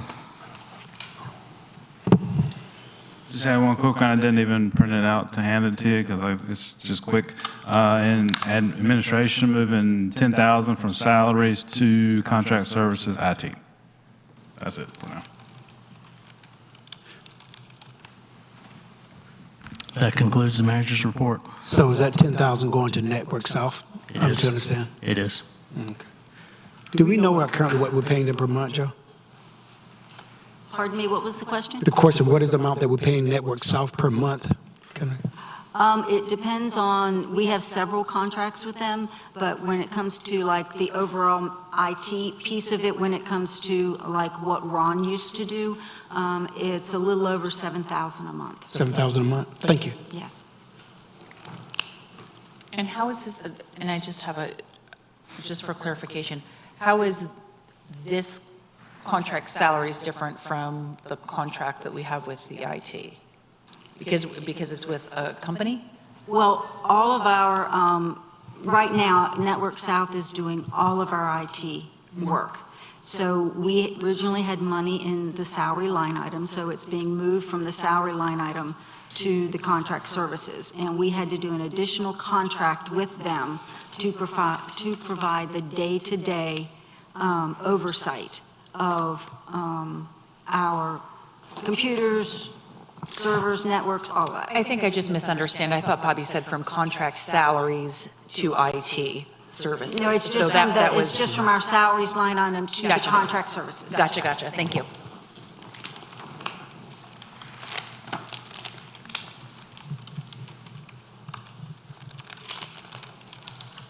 That concludes the manager's report. Any other questions, comments?